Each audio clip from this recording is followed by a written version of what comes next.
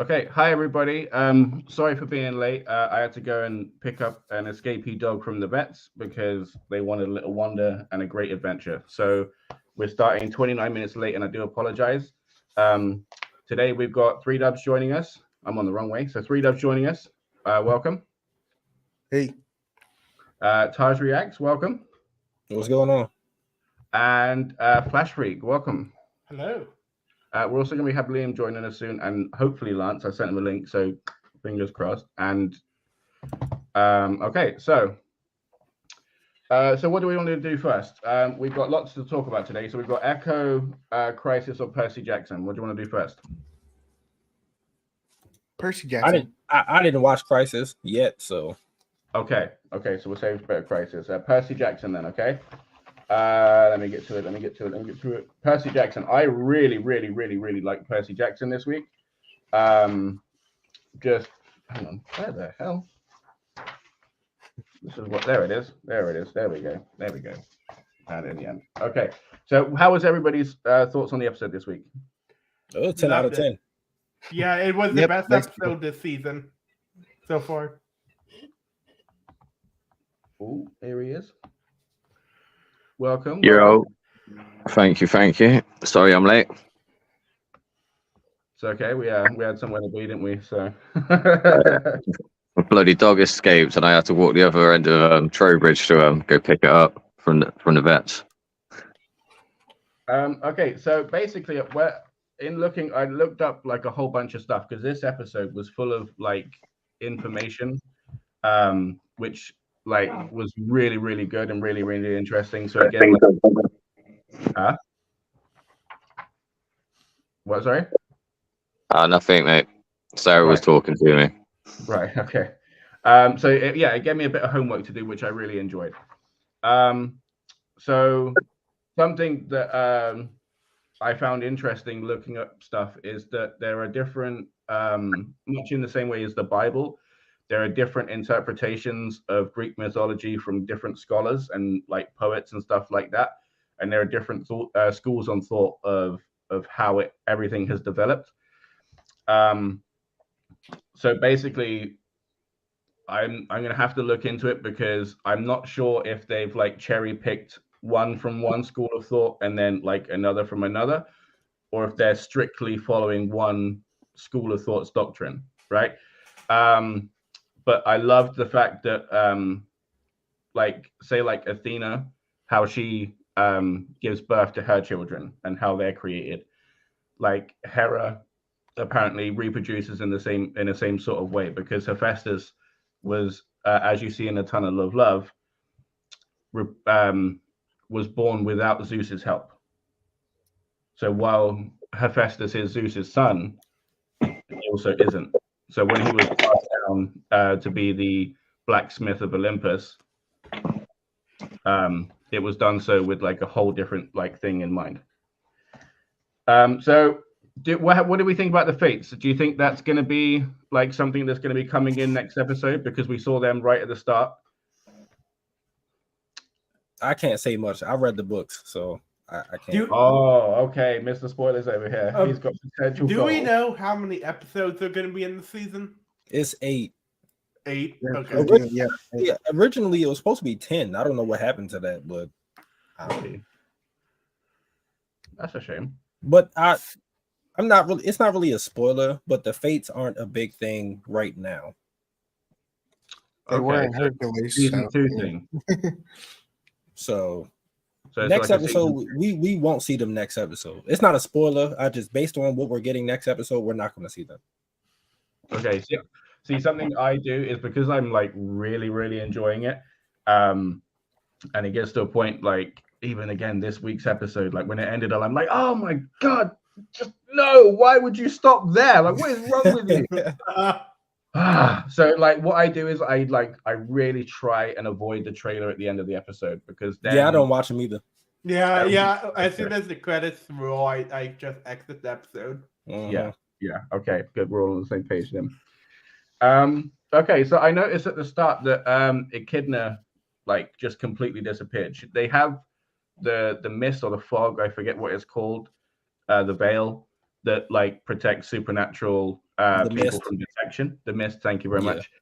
much. So like she could have stood there and just looked like a Karen with a little chihuahua or whatever it was. Do you know what I mean? So Yeah. like she had no reason to leave, but she chose to anyway, which I thought was quite interesting. And then we had Annabeth hugging Percy, which was really, really sweet. Do we think they're gonna? No. No. Yeah. No. 'Cause- Wait, what? Wait, what was the question? He's I was asking if gonna, do you ship. think they're gonna like? They're become kids. a No. thing? Well, I mean, if you don't know anything about the books, then I can't say anything. But like maybe No. down the line, but like I know they're kids. I'm not saying that. Yeah, I'm just saying, are they going to pick up like a relationship? That I mean, One- if you've seen the movies, you kind of know. But I saw the movies, but I forgot everything. So I mean, the movies were terrible. But I saw it right when it came out. So that was what 2011. I don't even remember. I blocked them out of my mind. Yeah. I haven't seen the second one. Liam saw it recently. He told me that some of the stuff that we've seen in this season are stuff that we've been getting in season from the second movie. No, what I said is like from watching the second movie, Yeah. like when I seen the theme park in this episode, I thought we may have seen the Cyclops that was in the second movie because obviously. Yeah, I do remember. No, we didn't. No. No, That's what, yeah. Okay. Can I just say? that's why I said I'm waiting on Tyson to arrive before that happens. I think. Can I just say how much I love the cast of this show? I mean, they are doing a phenomenal job. Oh yeah, they're great. I found it very interesting, and I feel like it shows Percy's age a little bit, how quickly his feelings on his father have changed, right? Because he's gone from, right, and as a person who had an absentee father, obviously I understand the emotions that it can change on a dime sometimes, but like there's still that core there. Do you know what I mean? Like even if you do think, oh, I do maybe want him in my life at this point, there's still that core of like, you haven't been here. I'm still going to have a real issue when you do turn up. You know what I mean? It's also, you got to put in account that he's a kid, so he doesn't really know exactly what he wants. So he will flip on a dime and be like, hey, I want to see my father. And then you'll be like, 1 minute, you'll be like, no, I don't. Yes, I do. No, I don't. Yes, I do. Because like you got, well, like in his head, there surely has to be like, if you were around or even gave half of an effort, my mum would still be here. Like we were next to a sea when I was told there was an issue. Like that's your domain. Like I also felt that was an adult thing to say. Like the writing, you can clearly tell that adult wrote that.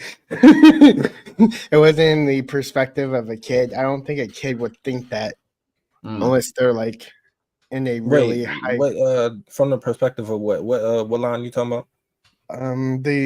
About his father, the way he said it, it felt like a adult wrote that, not a kid.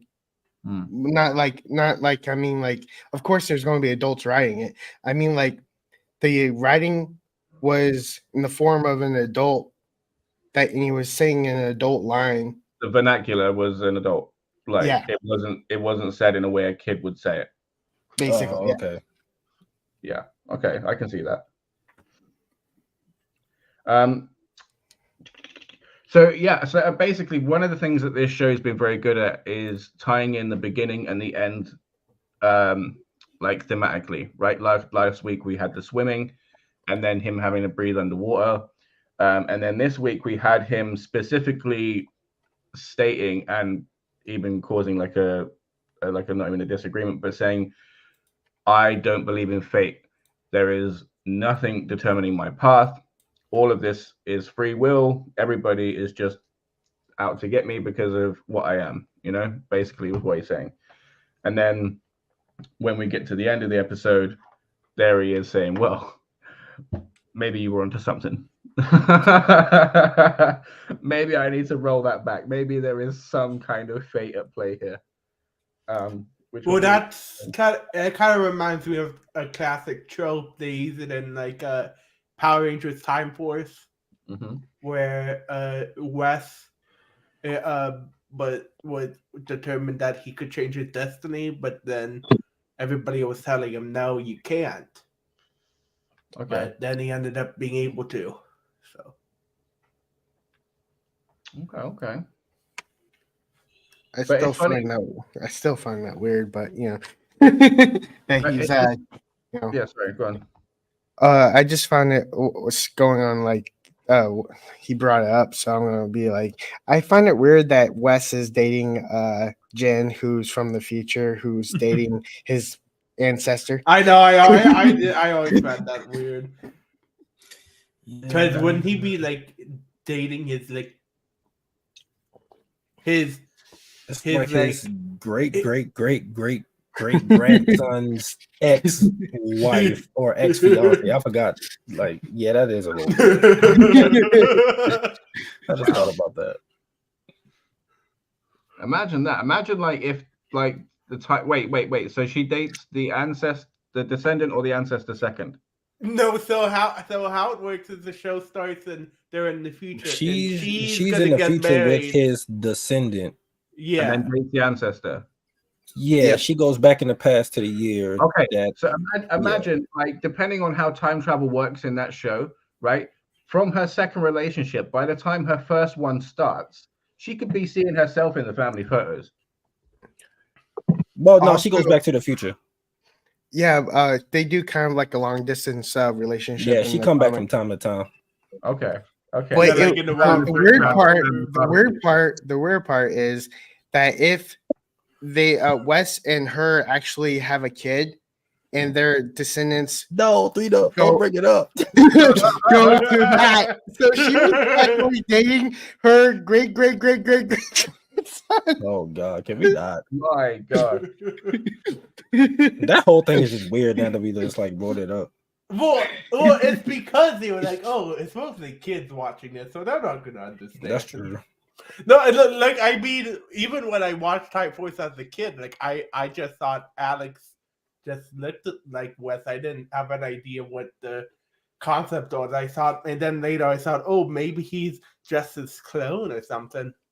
But okay, we got onto a bunny trail. Back to Percy Jackson. well, actually, while we're off topic for a second, oh God, I do have some.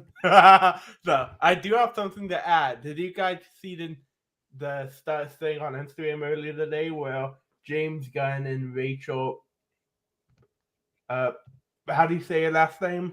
The one playing Lois, Rachel Brosnan or something.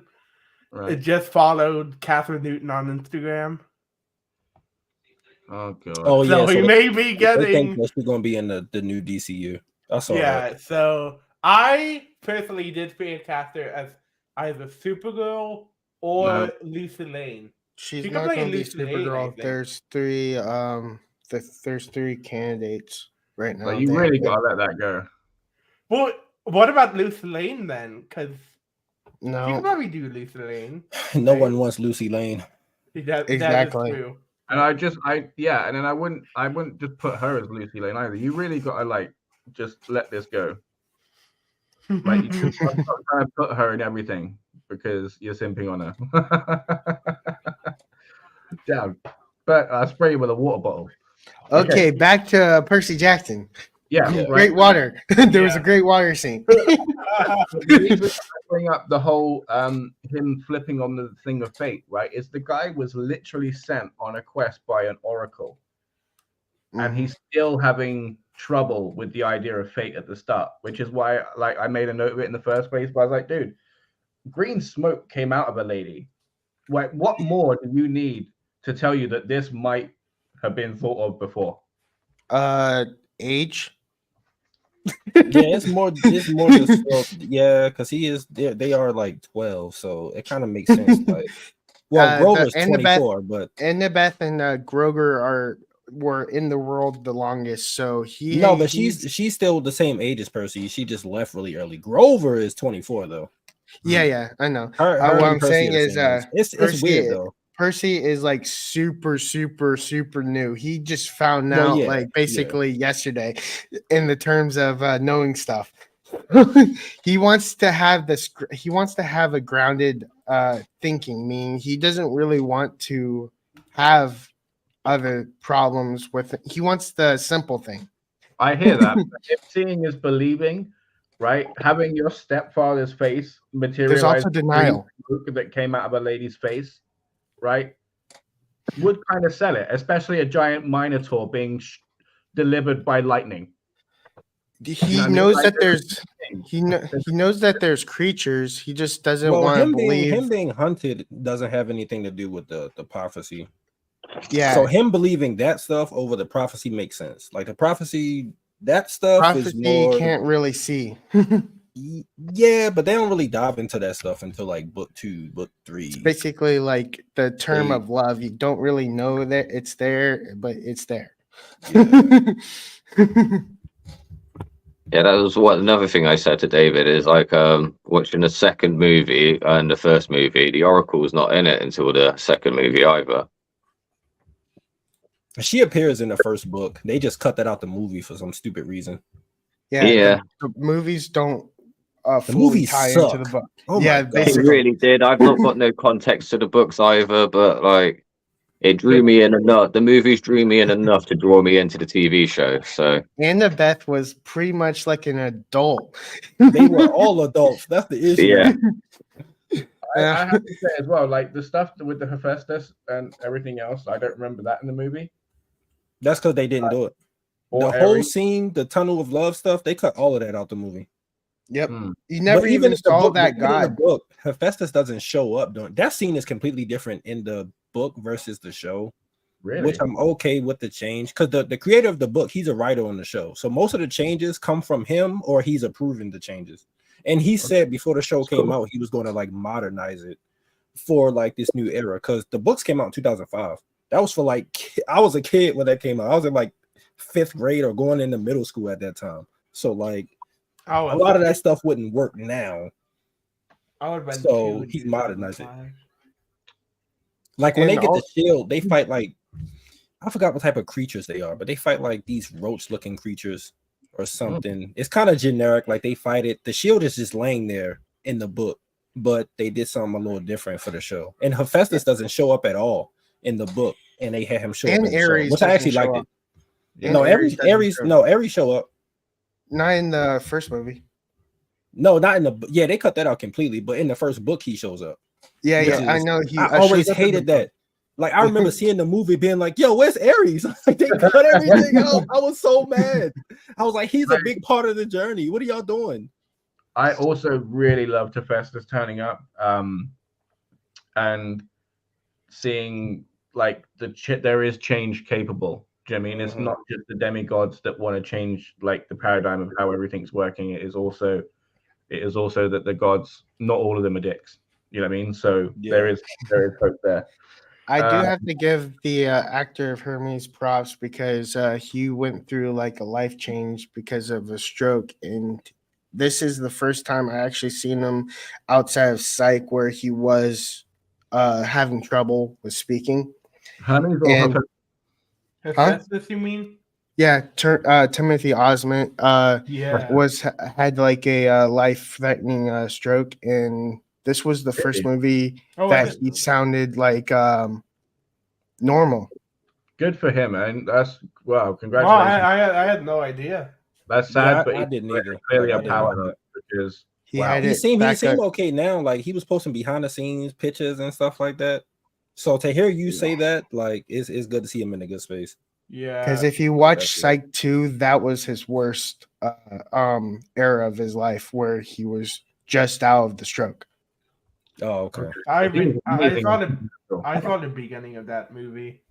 Because I was like, when he showed up, I was like, who is that? He looked familiar. And I couldn't tell until after the episode. And I was like, oh, because I know him from what's that show he was in? I didn't watch the show, but I know he was in it. He was in Supernatural, but he was also in This Is Us or something like that. Yeah. And I was like, he looked really familiar. He was also in Lucifer. He played God. He was in Lucifer. One of them. No, he was in the He played What the hell? God was impersonating a human, and he went inside him. He was what's the term when you get taken over? Obsessed? No, Possessed? Possessed. He was possessed by God. And then he also was Cain in Superman, Supernatural. Dang these brain farts. So he's like he loves lore. Like he loves characters that are from like the like Hercules and stuff like that. He also likes the Christianity stuff, so he plays Cain. He also likes God, like he likes Lucifer, the TV show. So it's nice to see him in a wide variety of different religions. Yeah. Yeah. Okay. I mean, he was good. His his scenes were short, but he was good. So I almost was like, is he walking with the king? Because that kind of makes sense that the stroke's still there. But I was like, maybe it's part of his character, so I don't want to jump to a conclusion. So we got Zeus sending out his kids like Ares, who was played by the Edge from wrestling. For those that didn't know, I was like, I know that face. I've seen that face before. Yeah, I know, and I couldn't put my finger on who it was, but he did a great job. I was like, wow. No, I knew because once he was cast as Ares, this was I was like, whatever episode he's in, I'm looking forward to. I was like, I cannot wait. And as soon as I heard the bike in the background, because he rides like a motorcycle and stuff in the books and stuff. So as soon as I heard the bike, I was like, oh, they doing it. I was so hyped. I feel like he was like one character that would cuss because of the fact that he's just like so like adulty. Dude, he was so good. He was a great wrestler in the Attitude Era. He was probably my favorite like Greek god like special appearance character like so far this season. Like he was definitely my favorite. I will say that besides Medusa, I love Medusa too, but I will say Zeus is also going to be really good, even though it's his last role. Oh, that's so heartbreaking, man. Yeah, I know. I remember seeing him in Young Sheldon. I remember seeing him in John Wick 1. Yeah, I've never seen John Wick, so he's in American Horror as well. He's fantastic in American Horror. He is. Yeah, he's so cool. What do we think about the fact that Zeus is sending out his children, even though he knows, according to Ares, that Percy didn't steal it, but he sent out people on quests to hunt down Percy, even people that he shouldn't be working with. So, do you think it's like, what do you think his motivations are behind that, and do you think that Ares is right? I think he's throwing a wool of dishonest to the gods that he's like he knows that Percy didn't do it, so he's purposely sending out people that they can defeat. But in the eyes of Zeus, he's sending things out to stop Percy and trying to get the lightning bolt that he knows that isn't with him. Okay. But it is. But yeah, I'm like, but it is. He just doesn't know it.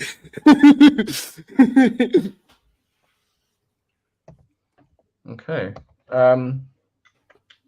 So quickly, the idea of placing Ares and Grover alone in together to play like a mental cat and mouse game. Do you know what I mean? Was really that was a change as well. Yeah, I love seeing Grover be a little fanboy. It was great. Because Grover goes with them to the amusement park in the books, but this they made him like kind of play Ares in this, and I actually love this change like a lot. It's so good.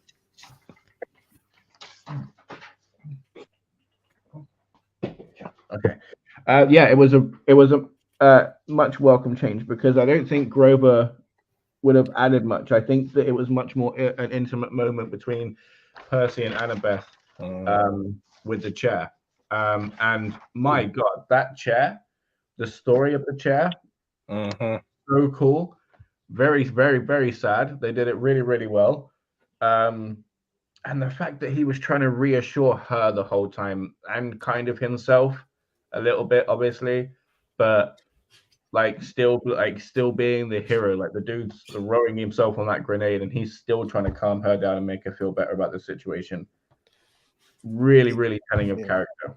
And I really was drawn into when he said, like, the reason I chose you is so that you would sacrifice me and not feel guilty about it. Yeah, but that was first. Now, you know. I mean, now it didn't make, you know, it was like like it worked, but it also like didn't work because they were happy ending afterwards. So I'm like, now everyone all cool, they're all friends and stuff. So if you the sacrifice was pointless. Yeah, the sacrifice was pointless. So if they sacrifice again, they're just going to know it's pointless because they're giving false hope. I mean, technically, he wouldn't have been dead. He'd have just been stuck there. But yeah, in stasis. Yeah, which that's worse than death. I'm sorry. Just take me out. Just take me out. I can't do it. To the ball. You gotta sit there and listen to "What Is Love" every time somebody riding that damn over again. I don't know. Yeah. But baby, don't hurt me. Just so gods were like, I'll tell you what, we'll give you a full person if you end this torture for somebody else. There's like a full marriage in it for you. Please just end this. You know, that's how bad it is. So yeah, goddamn. You know. So while we were talking about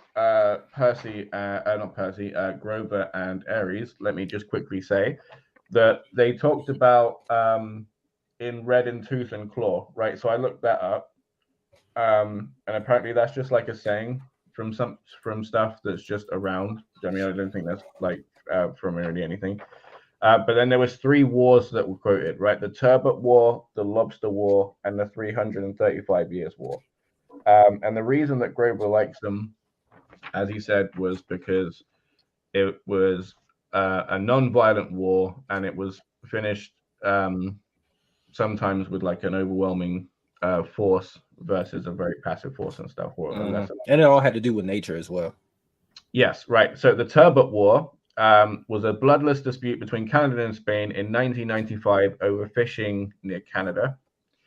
The Lobster War was in 1961 to 63 and was a dispute over spiny lobster with Brazil refusing the French to fish with their vessels 100 miles offshore because of their migration patterns and stuff like that. And then the 335 Years War, the reason that went on for so long is because there was no formal peace treaty acknowledged or signed. So it was just an alleged state of war between the Isle of Sicily and the Netherlands. No shot was fired, no one was hurt, and it just went on. So it was from 1651 to 1986. Like, my gosh, all of that, because this is I tell everybody, communication is the key to life. Okay, so that just works in every aspect, relationship, everything. If every war was victimless, then we'll be blessed, won't it? Yeah. So we learn that okay, so I did say that I wonder if he's setting him up to fail with the chair, like, because who did he expect back? Who did Ares want back? Jimmy? It didn't matter. He just wanted his shield. Yeah. Do you think he had like that little like caring about it, or like there was some kind of like machinations in his plan? Yeah, that's what I was gonna say. Like when he said that, I was like, did he really want a shield, or was he maybe just trying to? I think he wanted, because you remember he told what's his name, the stand back and only Annabelle and Percy go. Straight up. So, and coincidentally, one person had to go in the chair to release the shield. Maybe he was expecting Annabeth because he hated his sister. Yeah. Maybe. Okay. I will say that I think he had an alternative motive to gain his shield back because I think it was more like a test if they were both or one comes back. Okay. That's it. I like that as well. That's And I'll just say again, like in specific to this scene, they're acting such a good job when they were getting the shield and Percy had to go in the chair. I think if one came back, he wouldn't have helped them. If Percy came back, he wouldn't have helped them. If Percy and Annabeth came back, then he would help them. How would he? He wouldn't have been able to do anything. Because if you look at the whole story behind changing the gods idea, that would have to happen for both of them to come back. Yeah. So if that didn't happen, he will know that they failed of changing their beliefs in God and stuff. Yeah. I didn't even think of that. That is Makes a good sense. point. Like, who was he expecting to come back? Because, like I said, they changed it from the book. So, what happened in the book? Like, there was no chair. Like, the shield was just sitting in the little. It's similar to how it was, but like it was just sitting on like something. It was just there. They had to get it, and then all these creatures came out, and they had to fight them, and then get out. So it was a matter of survival. Yeah. I mean, it's still But survival. Yeah, I guess so. Yeah, I guess so. So I guess he was just testing their survival. Because Hephaestus said, despite what my brother has told you, there's no way to reverse it, even though he was able to reverse it. So I think it was a test the whole time. So yeah, you might be right. I think it was a test.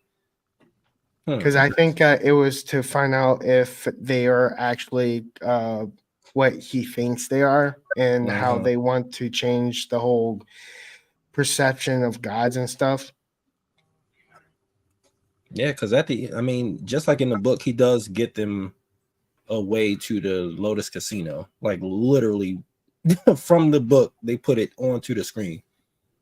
Wow. Okay.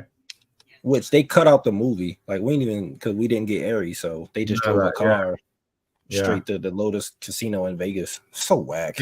Maybe in the delete, well, not it. Maybe in like off screen, Aries helped them get the car. So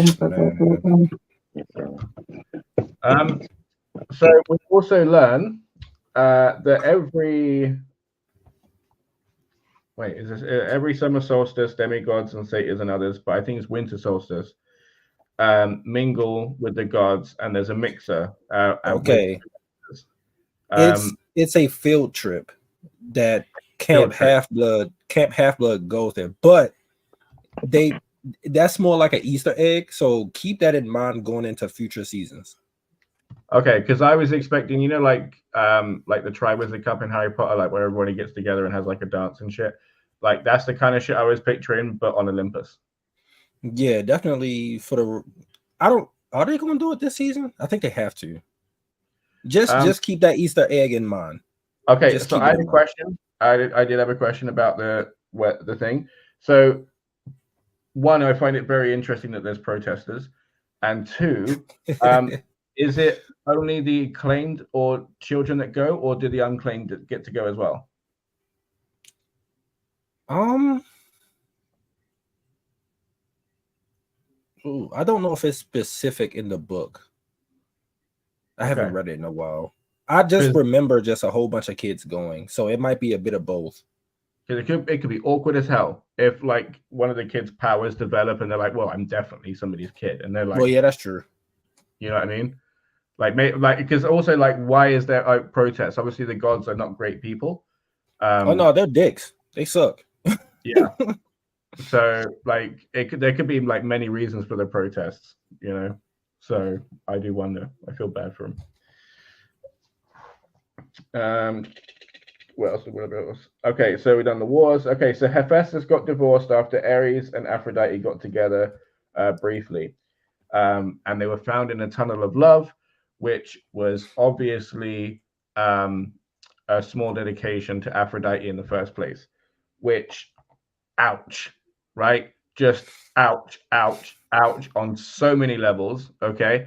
And then discussing this in private, I had to say that the animation with the song, like Don't Hurt Me Anymore, and the telling of like his autobiography was very, very telling, okay? Because I loved it. One, it That was gave really, me a Hercules movie vibe as well. That did. Oh it was, yeah. it was informative, but like it also told very much about how Hephaestus sees himself, right? Because the way that it showed Ares all big and buff when the guy's just a normal dude. Like, yes, he's a wrestler, but like he's not cartoonish in his form. Do you know what I mean? Yeah. And then Hephaestus was just like some geeky little dude with like a quiff. And then the second that Ares takes his wife, he's like hunched over a little bit and now got a beard. Do you know what I mean? Like age hit him quick with a broken heart. Like I understand that like a heartbreak like can physically hurt, but like apparently it just fully changed a man. So it was, and then like in his life story, I noticed he left out the goddamn chair. Do you know what I mean? Like sat there holding his mother hostage to get this woman. Like, let's not leave that out. He's sitting there saying, I'm the victim because she's gone off with another person. My guy, you held somebody hostage for this. You cannot blame her.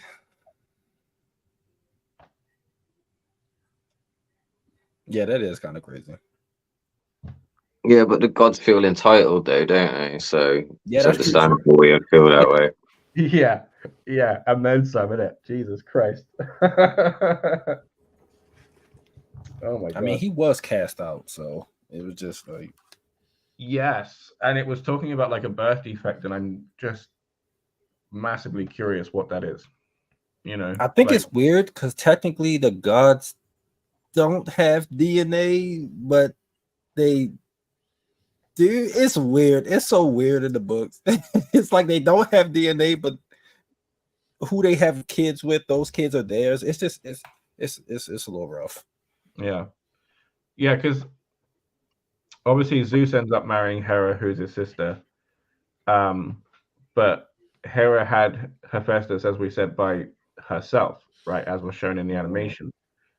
So, like, do you think they're sticking with the story that it is like a birth defect, or it's just like Zeus is like, well, I didn't have any hand in that, so there he goes. Well, Zeus does that to his kids a lot anyway, not just in the book, but just in Greek mythology in general. So, I don't know. Okay. They don't really focus on Zeus and his other kids, except the ones that are like in the books. So, like, Hercules isn't like mentioned, or stuff like that. So what did you think of the choice to have Percy's first active use of his power be cut off so quickly, and not make it like a triumphant moment?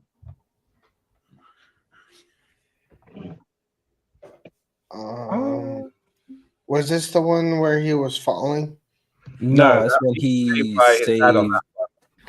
He saved it's Annabeth. when he saved Annabeth. The one where he fell, he didn't use his powers. His dad saved Yeah, him. that's why I was like that. I mean, that was a cool scene. As the like the water and the CGI was pretty good. But the one where he saves, I don't mind it because we'll get something more badass later. That's why I don't mind. He doesn't like fully understand his own powers. Yeah, that too. Yeah. Okay, I get that, but like there's something to be said for natural ability. He doesn't have natural ability, as you saw in the pilot. Well, in episode 1, with Clarice, he is shown to have some natural talent with his power. He has some instincts, but he doesn't have. Wasn't shooting toilet water through for him. Do you know what I mean? That was him. Yeah, I mean, like he has common sense, like how he would use his powers, but he doesn't have. He didn't do it on purpose, and he didn't do it on purpose to begin with. That's my point. It was natural talent that did that. Do you know what I mean? It was natural talent. I think it was him like being scared, and then Yeah, like, it kind of it was A fear response instinct. kicked in natural talent. That's my point, right? Yeah, like Harry Potter. He didn't Yeah. have Okay, natural okay. talent, but he had like instinct of what needs to be done, but he didn't like self-consciously go, I need to do that. That's well, my at this point, he didn't know. if he didn't have any natural talent, when the fear response kicked in, it could have just been like a super soaker, like a water gun in the face. Do you know what I mean? But the Well, like I said, he was scared, so maybe like his heightened emotion like triggered that to be that way. He didn't know that he could do that. No, Yeah. I know. I'm not nitpicking. All I'm saying is that the potential was there. Do you know what I mean? Like, Oh yeah, he is starting at ground level, but he had that potential already, right? So what I'm saying is they made a choice with what they did, right? Because all they done was give us a quick like boop, boop, boop, boop, boop, and then it was gone, right? That was a choice. So do you think it was like to keep the tone of the episode how it was? So we got more to the emotional beats with Annabeth faster. Like what do you think? Do you mind? I think it was meant to move the story along. yeah. I kind of agree. Like I said, we're going to get more badass stuff with him with his powers. So I'm kind of like, I'm okay with him just doing that one thing. If it didn't happen, he wouldn't have known that he could do it later on. Like if it didn't happen, he wouldn't know that he could control water. He's gonna need it later on. Much in the same way that like I'm starting to find out more about the Invincible universe and the changes that Mark is going to make throughout the years. I'm kind of getting the vibe that Percy's going to be the impetus of such changes in the community and communities, even more in Olympus as well, like as he gets older. Because the discussion in the tunnel between Annabeth and Percy about him being a different person, and then Annabeth standing up and saying, he's changed my perspective. He showed me that there is another way. I don't have to do your way, and I'm going to take it. So I'm very interested to see how far they take that, because this seems like a show that doesn't like leave anything hanging or doesn't put anything in there that doesn't like take them anywhere, or that they're not going to go. You know what I mean? They don't just throw in useless stuff. Well, the stuff with the gods, like them not caring for the gods, they're actually doing it earlier now than they usually do in the books. Like it's a little later in the books, but they're doing it early, which I actually like this change because I mean, why would they like the gods? I mean, look what they're going through. So I get it. I've just written down Grover pulling off business. Those scenes were so amazing. He was so good. Oh my gosh. And again, like he's the one out of the three with the longest resume, from what I understand. Yeah, technically, yeah. And he is like, but still, it's not like the longest thing. Do you know what I mean? He's just doing such a good job. All three of them are, honestly. The fact that people keep saying this is a kids show, I don't get that. It's a family show, because like it is honestly that. Like, do you call Harry Potter kid like movies? No. Like that's what I'm saying. Like they start off, it's literally Greek mythology Harry Potter. They start off at 12, and as the books go on, they get older. Like it happens. Things get more serious as they go along, just like in Harry Potter. Like you just gotta give it time. People still call anime like Chainsaw Man for kids. So I mean, oh, they're crazy if they think that's for kids. But yeah, okay. Even Dragon Ball Z isn't for kids unless you're watching the censored version that they put out. Just start in Z. Z's for kids. Dragon Ball was a bit. Dragon Ball Z is not for kids. Dragon Ball is for adults. There's a lot. Oh of no, new- Bleed Ups. What you sent in the group chat? There's a lot. Oh of no, new- Bleed Ups. What you sent in the group chat? Actually, did you see the newest update What?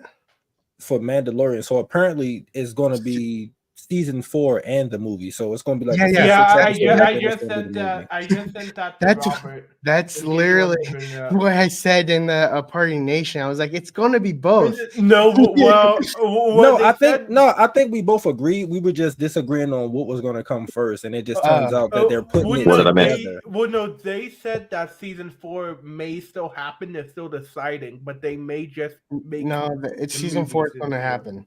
Yeah, season 4. They Season have 4 the is still script for confirmed. season 4. Season 4 is already all written. So Yeah, I mean, season 4 is still confirmed, but Yeah. yeah. that's what I was saying in Party Nation. I think it was misunderstood. Yeah, no, I sent Robert that like 10 minutes ago. I just didn't want to.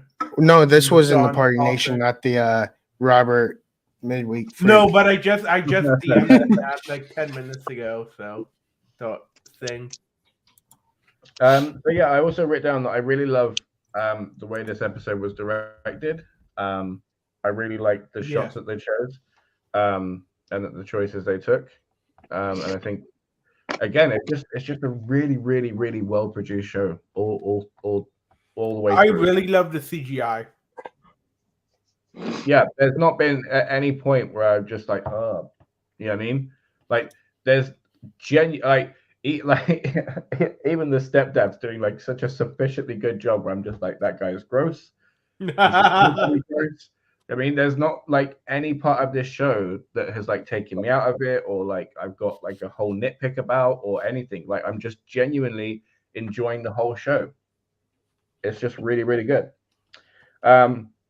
So then I've got Percy bravely steps up and sits down, right? Because of the chair. He does a really, really good job. You felt like the king of Atlantis on that chair. Dude, Wow. the CGI for that scene was amazing. Like the gold going up his arms and covering them. I was like, yo, and they actually built like an actual like statue thing. I saw it on the behind the scenes stuff, so it wasn't just like all CG. It was actually a practical effect. How do you not That's pretty cool. What do you say? You'd have to gift him that when you're done, right? Like, how do you not give that to the person? Yeah, that's true, because it is literally him. So yeah. Oh my god, I've pranked so many people. I just have it sitting in the toilet all day. Do you know what I mean? So if someone goes in there, like, oh, sorry, and then they I'd leave. do You anyway, copy. dude. I put it in my living room. Just anytime somebody just walk in the house, it's just sitting right there. So then Annabeth surprises and maybe softens Hephaestus by refusing glory and redemption with her mother and choosing to stay and try and free Percy. A powerful moment for Annabeth. Loved that scene. I keep talking about the great job that the three actors are doing, and Annabeth's actor, I'm so bad I'm blanking on her name at the moment, but You said the actress? Yeah, her actress. Oh, Leah. Leah, she is doing a She's amazing. phenomenal job. Every one of them is doing so good. Yeah. For a young cast, they're fantastic. Yeah, I know. Yeah. Especially Annabeth, but in Percy, I don't know his actor's name, but I remember seeing him in Adam's project. Yeah, he was great at that. Yeah. Like, he's good. Like, this, I said this before the show came out. I was like, this has the opportunity to be what like Stranger Things was, where like you got a really young cast that's like just really good in a franchise. Like, and they're just gonna get better with age. Right. I'm so hyped. Yeah. I do wonder if like 3Dubs has had like a weird little Mystic Meg premonition there, and like imagine like 15-20 years down the line, Walker, I think you said his name was, like ends up playing Aquaman in some capacity. That would be crazy because he's only like 15 right now. And it would be really kind of funny because didn't Tom Holland also predict his own He'd be playing Spider-Man? Yep. And he would be his favorite game is Uncharted, and he plays Nathan Drake. I still haven't seen that movie. Like I heard me either, because I own Uncharted. I own Uncharted 3. And he's only halfway through it. On PS3. No, I haven't seen it at all. I own Uncharted 3 because I think I got it from a friend, but I haven't played it yet. Oh, but I have it on my PlayStation. But yeah. Okay. So the gang gets into the truck, and then they're going to get to Hermes, which will get them to Hades. And then we get like a really adorable scene where Percy squares up to Ares as if he's going to be threatened in any way. In any way. Like you can just flick him across that whole desert. Do you know what I mean? Like, what are you doing? It's adorable, but you're just embarrassing yourself. You know what I mean? But is he though?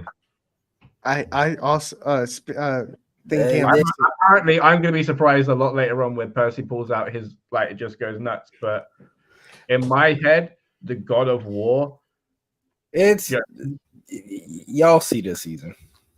Okay. I will say that during his introduction was comic genius of how they just hook their little heads over the edge. Like go about your business. Go back down. That was like comedic genius right there. No, that was really good. And then imagine, right, to cap the episode off, we get Grover saying, I know who the lightning thief is. Credits. Which this one even throws me off because in the books he doesn't guess that. So I'm really curious to who he think it is. Okay. So you're expecting a red herring. Okay. Wait. Yeah. So do we think, because we know that isn't that guy from the camp gonna turn evil? Luke. Yeah. Yeah. Do we think it's him? It has to still be him unless the creator is changing up everything. Not everything, but changing up who has it. Yeah, because I don't know. Later on, isn't it? What if it's Zeus who stole? I think he's gonna guess Clarice. No, kidding. He might. Yeah. He might say it's Clarice. Sorry, yeah. I was saying he might think it's Clarice. Because she's always trying to prove something to her dad. Yeah. So it might. I can't wait for next season. Disney, where's the damn renewal? Like, what are we doing? What's funny is that the season 2 is already being written. I know. Is Zeus prominent in season 2? If he is, they're going to do the whole shifting in the face. No. Yeah, because obviously they. They're gonna have to they're going to recast. But no, he's not that. In Sea of Monsters, Clarice actually is a main player in Sea of Monsters. So season 2, she'll be a big part of that going forward. I honestly really hope that they recast with the same race. Because they have because I will laugh my ass off if it's a white dude. Like, you just know they're going to throw fire on that right there. Well, I don't think so, because the creator of the book actually cast everyone himself. Oh, wow. Yeah, so it wasn't like Disney doing it or the showrunners. Okay. Like, he picked everyone. I just hope it wasn't Disney. Oh, no. So I don't think that'll happen. And who could be Zeus? I don't even want to think about it. I want to see him as Zeus first before I give an actual opinion. Like, who can play I mean, him Sean Bean was really good, even though the movie sucked. Who? I liked Sean Bean as Zeus. Oh. I mean, he was cool. That's how forgettable that performance was, apparently. He was so cool, even though he was playing a dick. Yeah. Yeah, because he like you got the impression that like he didn't want the status quo to be as it was, like, but just respected it. So like he just had to keep it how it was, but like give Poseidon like a break in the movie at least. All I can see is Ned Stark now. Anytime I see that man. And Poseidon was well cast too. I really like how they portrayed him too. I thought he was And cool. I mean, we didn't see him a lot. I so mean, it's yeah, it was cool when he appeared, but I mean, like for like a recurring role, I would have to see what Percy Jackson does the series before I like who's better.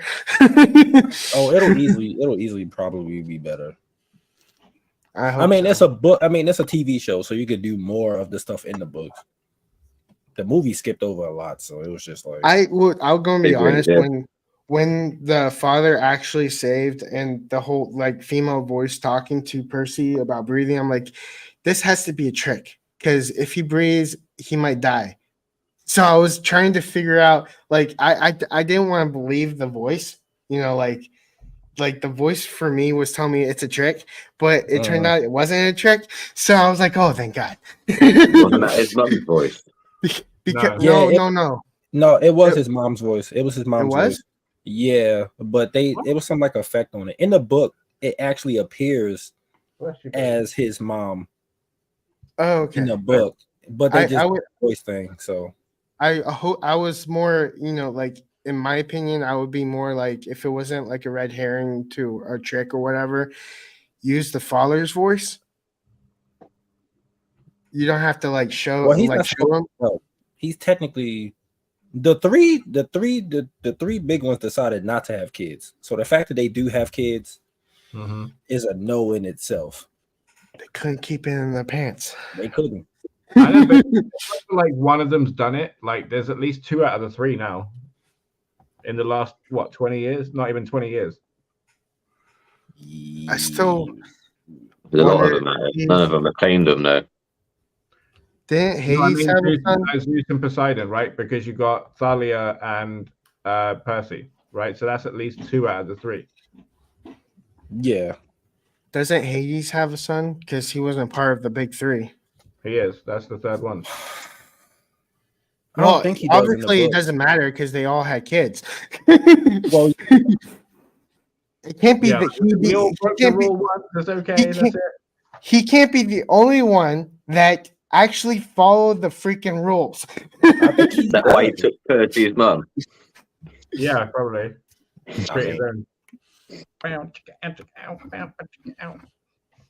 I don't think she was. She's still in love with Poseidon, so yeah.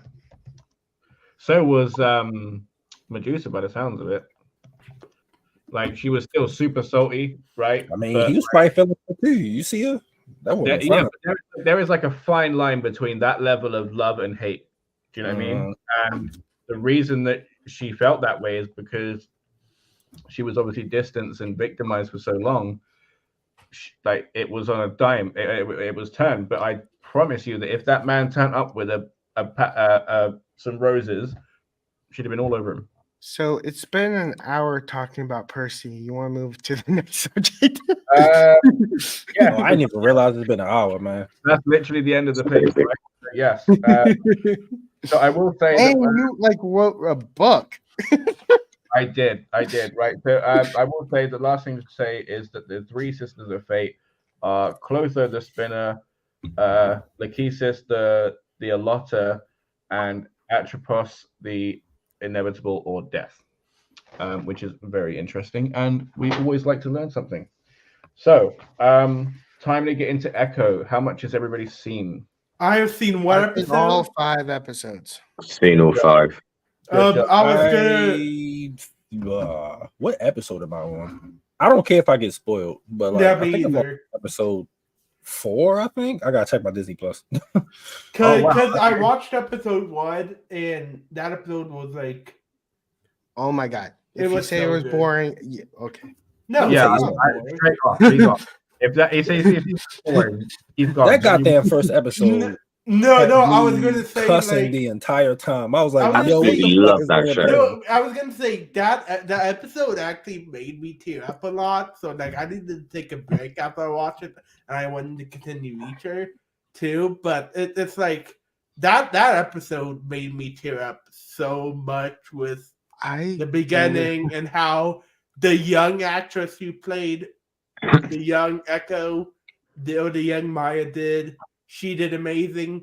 But it even just the beginning all teared me up when the dad, if you guys don't care about spoilers, the guy who I mean not the dad signing to her in the hospital, not wanting to tell her that her mom died. Oh man, that got my tears rolling. That was hard to watch. We passed you like 5 episodes ago, so I can't spoil anything. But yeah, before we get to that, right? So some things I want to talk about the series as a whole, right? So I will be right back again. As a whole, I absolutely love this series, but I have one issue with it. Okay, shoot. I'm guessing the finale. No, my issue is how can somebody who is highly skilled and trained at killing people, as like Echo is, point blank shoot Fisk in the face and still miss and only scratch his eye? Apart Because from it that, happened in the comics. That's the only reason why. but you know, that's crazy. point blank in the face and she scratched his eye. That's Apart true. from that, I absolutely loved it. Absolutely. Yeah. Okay. So that being said, okay, so this is the third Spotlight series. Well, first Spotlight series, but third Spotlight Spotlight presentation that Marvel has done. The first one being Werewolf by Night, and then the second one being Guardians of the Galaxy Christmas special. So this, in my opinion, cements it as a one season show, and then we're going to see her in other projects as well as Kingpin. And she'll definitely show up in Daredevil. This is also the first Marvel project led by a Native American woman, or a Native American in general, and a disabled person who is a genuine amputee. So this is a benchmark and a first for a lot of different things, and they've done really, really well. And a significant difference before we get started is that Kahori is of the Mohawk tribe, and Echo and Maya is of the Choctaw tribe. So two very different tribes, and should not be confused. Jinx. Yeah, I would just say, adding on to what Robert says about her being an amputee and actually deaf, is she did an awesome job. I mean, I can't wait to watch the rest. Even when I saw Hawkeye, I thought she did a good job, but that was before I knew she was actually an amputee and disabled. But yeah, she did a very good job. Her younger counterpart also did a very good job. That's her real second cousin, right? Oh, so really? That's cool. That's how they look so alike. Do we know if her younger counterpart actually deaf too, or? No, she's not. She's not. Okay. Well, she still did a She was born deaf. She was born deaf. Meaning, like, she started out with not hearing. And then, and I'll just like I said earlier, when the older or the present Maya was holding her dad in her arms when he was stabbed. Yeah. Man, that got the tears rolling too, but not as much as, like I said, as when her dad was citing to her that her younger self that her in the hospital room, not running to tell that her mom passed. Oh man, that I almost had to pause it for a second. I mean, that was hard. Yeah, so it was. And before we get there, we open the episode with something that I have so many questions about, and I'm going to be like Me too. diving into like Native American like culture and mythology, like looking into it to see like because we have Egyptian mythology, we have Norse mythology, Greek mythology, we have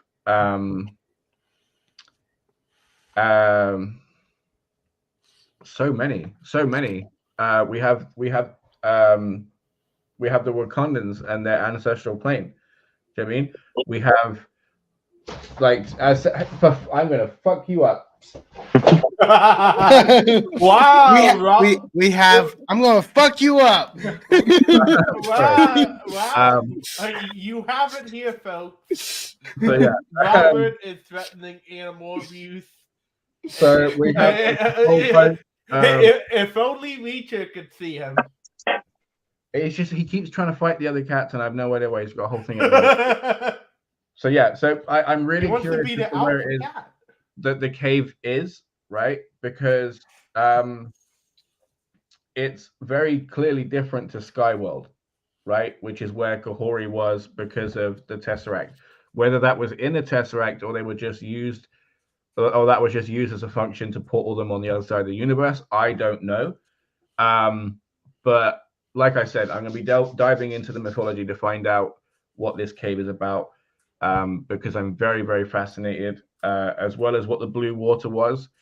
Now, something that another YouTuber, another person brought up, Grace Randolph, and said that some egregious and disgusting things. And I mean, why are you surprised? It's Grace I know, Randolph. right? But like I felt a certain way when the comment was there because I hadn't seen the show, right? So obviously I was like, that's disgusting. And then when she was like, they're far too similar, I was like, not from the Hawkeye show, not from what we've already seen, but I haven't seen Echo. So obviously a change is coming and I don't know what it is. So I'm going to see what it is and then see how similar they are. Having seen the show, not even goddamn close. I don't know what the hell she was watching to even consider that they have the same power set or anything close to the same power set. It's beyond me. I genuinely don't know what she was thinking, in all honesty. Okay. So that being said, I just hope that her connectivity to being a hero is true to the comics, because she was a part of the Avengers. Echo. Oh no, they completely changed her like stuff. No, I meant like I hope that she has a redemption kind of arc to where she can be an Avenger. Oh, you're talking about that? Oh, well, that actually reminds me. When I watched Hawkeye, I thought she was maybe a villain at first, but then I remembered, oh no, she's not really a villain. I mean, she just thought that Hawkeye was Ronin who killed her dad. That's why she was acting, I guess you could say, villainous, and I air quotes. Well, if you watch the series, you'll find out that she basically was a villain. just didn't realize that Kingpin turned her into a villain until it was too late. Yeah. Well, yeah, I mean, I think it would be cool if she became an Avenger. I mean, and they have to basically she takes on the name Ronin too in the comics because the Avengers have a stake in they have changed it. No, I mean like in the comics she basically she takes on Ronin, the alias of Ronin, because she didn't want to tarnish the Avengers perception of people. That's not what her first conception was, though. Like, and originally, when she first was Ronin, they just wrote it in that she was Ronin because originally, like, Daredevil had like retired or something like that, and he didn't want to be Daredevil anymore. So he was actually supposed to be Ronin. That character, that name was created for him, but then they decided not to do it. And so they randomly threw Echo in there, even though the silhouette was still a male. And then later on, they changed her from being it to Hawkeye. So I was like, why did y'all do that in the first place? Honestly, when I heard about like Ronan, I automatically thought about the TMNT movie where Ralph was fighting crime as Ronan. Yeah. Raphael, yeah, it was. Yeah. That's what he picked, isn't it? Yeah, shit. Well, after everybody's dead. Oh, okay. So we I have. thought that was in the comics, though. Isn't that Michelangelo? No, Yeah, in the comics, he becomes the last Ronin in the comics. Yeah.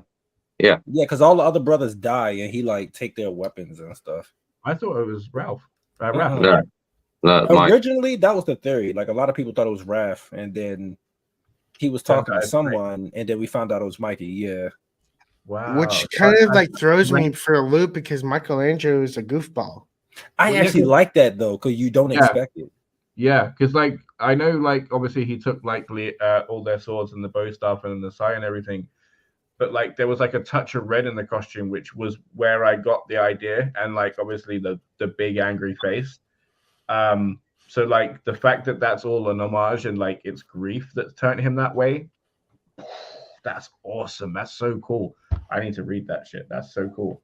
And Michelangelo becomes a badass if he's Ronin. Oh no, he's extremely badass in that story. Yep.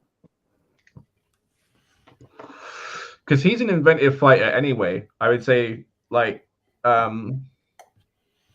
of the four, I would say he's quite inventive in how he fights more than the others because he just like has fun with it. You know what I mean? That's the thing. Like if he took it as serious as the rest of them, I think he would be the best fighter out of all of them. The thing is, when Splinter gave him their weapons, he done it with his planet mind because Michelangelo was a scatterbrain. He gave him the nunchucks in order for him to concentrate more in fighting, because that's the most skillful weapon out of them all. Ralph being a hothead, he had the scythes, which are a defensive weapon. Donatello being a tech head, he got a stick, and Leonardo being a natural born leader, he got the only weapon that was capable of killing. And I never thought about it that way before. And also, if you think about Ronin, chains are an extension of like a nunchuck. Basically, there is no like sturdy. They're all wobbly. So, like for it makes sense that Michelangelo would be able to control chains. Yeah. Okay, so back to Echo. Lovely little diversion there. It's great. Buntail, woo! It's okay because it's normally doing it, so it's just me keeping it in track for once. So we got the kid playing young Maya, looks a lot like her older self, being her second cousin. Of course she does. Is the bird an omen? We find out later on, yes, it is. I love everybody, and not like everybody, because it's not. That would be confusing, but everybody in her life uses American Sign Language, apart from King. Yeah, that was great. And speaking of the sign language, I'm like, I literally did not need to read the text because I understood like 50% of it. Yeah, so I took so when I was in high school, I could not learn any of the auditory second languages, but my high school allowed you to go to the local community college and take ASL, which satisfied the graduation, or not the graduation, the college requirement for a second language, so you can apply to colleges. So I did that. So, and I forgot most of it, but I remember some of the alphabet. So, like, I didn't have to look at it when they did the alphabet thing. But yeah, so I also like I know the entire alphabet. I know like I used to. I don't anymore. 50% of the cheat cut signs where they do like father, mother, and grandmother and stuff like that. Queen also, I also know about Queen. How they say I know. Apparently, I remember a lot that I thought I forgot. So. Well, fun fact, actually, which I did. This isn't kind of on topic, but for an extra credit project, we actually went to a fully deaf pizza place where everybody just did sign language, and you could go in there if you didn't know sign language, you could just point to stuff on the menu. But and I had to learn the sign for duck, so I could order their duck pizza. So that was pretty cool. Why did you order a freaking duck pizza? Cause I like duck and I like pizza. Wow, that must have been quack. Is that off. worse than pineapple on a pizza? I don't know. No, that's really good. It's gotta be, right? What? It's gotta Duck be. on a pizza's got to be worse than pineapple on a pizza, surely. No. Oh, wait, duck is hold really on, good. hold on. You never, there's how it's cooked is definitive how you enjoy. If you go to Hawaii, they're specialized in Hawaiian. So to go to Hawaii and have Hawaiian pizza from their culture, that will taste better than American cheap knockoff. Hey. Well, one, Hawaii is in America, but No, I meant like cheap knockoff of like of a something that's not from their. My usual pizza order is pineapple, mushroom, and anchovies, and I will not let anyone convince me otherwise. It is amazing, and all the meat that they have. No, you can have that. I don't personally have pineapple on my pizza, but I will go for ham because. But I'm also fine with just meat. Okay, I'm with you on the ham. Yeah. For me, I like ham and bacon, basically. Yeah, I like all the meat too. Like if I'm not ordering my specialty, sometimes I just. How did we get to pizza? Let's talk about it was on topic at first, and then you know what's funny is that we didn't get to pizza while discussing the turtles. How did that? We got to pizza after. This is turning into the midweek freak where we just go off topic randomly. Okay. No, that was all your fault, though. Yeah, it was. All your fault. And now this is all your fault. So do you know what? Like having watched all of it, like I took notes as I went, right? So I love some of the notes I took because obviously I'm like, is the bird moment that gets answered?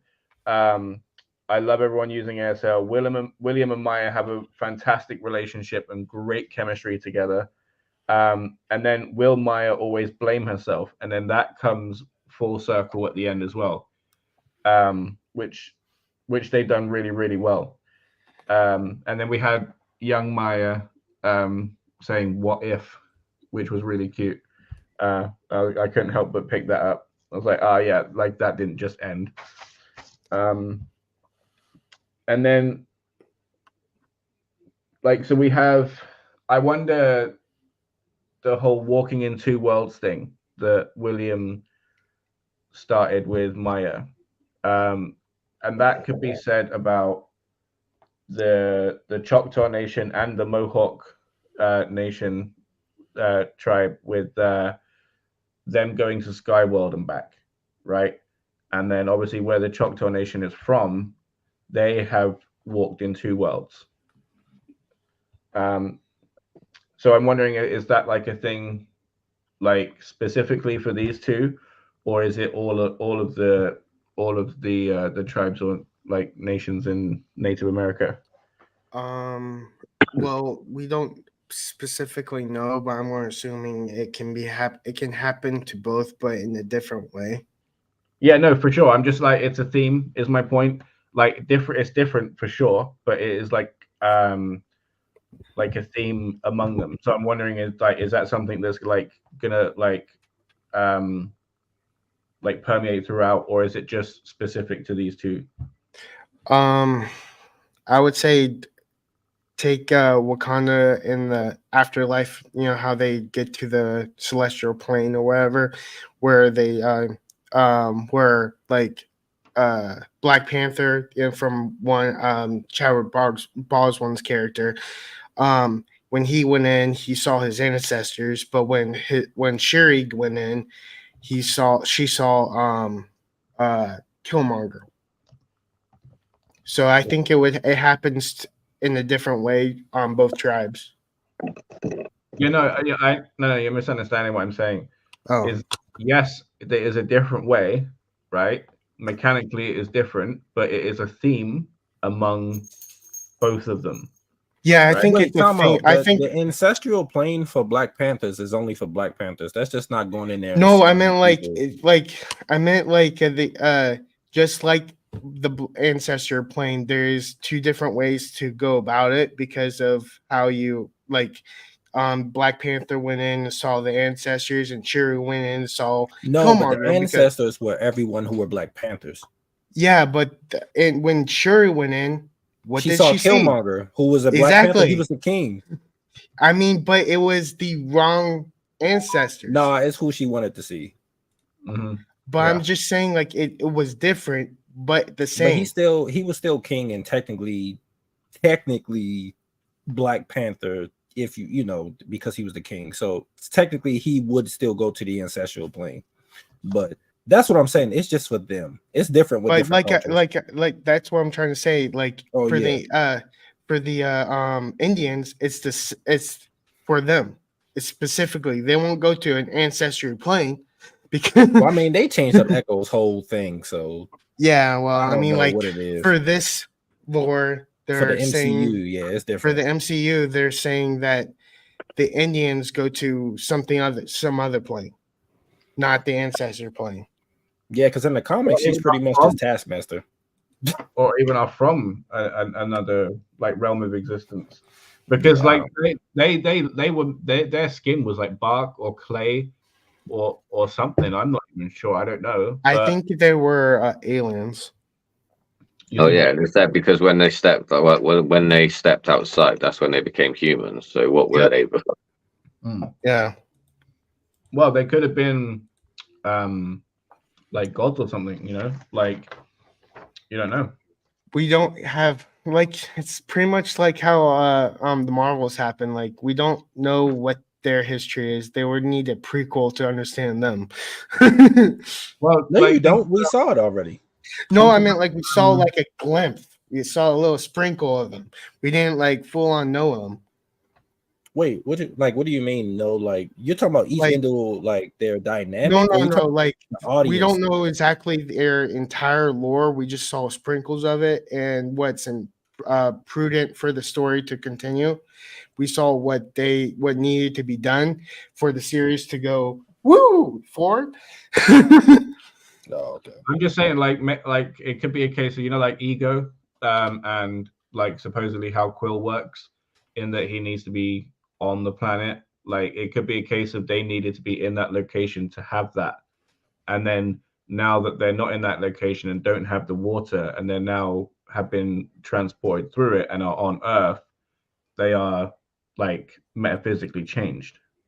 Yeah, like there may be like chameleons where 1 minute they're well, I guess the best term is Beast Boy, where he changes his characteristics from each plane of existence. Like where they're from, they're going to look different, but when they arrive on Earth, it's going to change, metaphorically change to what humans would look like on Earth. Okay. Little call out with the Fat Man auto repair. I love that. And then we got scenes from Hawkeye, right? Some of the shots, some extra shots, which were really cool. And we see that Kingpin is a phenomenal presence, and that we see that he thrived. Not only that he survived during the blip and wasn't one of the dusted, that he actually thrived during the case. And that's when he had Ronin kill Maya's father, and that's when he had her step up. And that we also know that Daredevil survived the blip as well. So that's really cool. It also like there was a theory going around that he would rise to power through the blip, and that was proven to not be the case. So I need a reminder from because I never rewatched Hawkeye since it came out, but who was in the Ronin suit? That was Hawkeye. No, when he killed Hawkeye. it was still Hawkeye? Yeah. Ronan was in the Avengers Endgame. Watch Ronan be Ronan, and he unmasked himself, and Black Widow's behind him.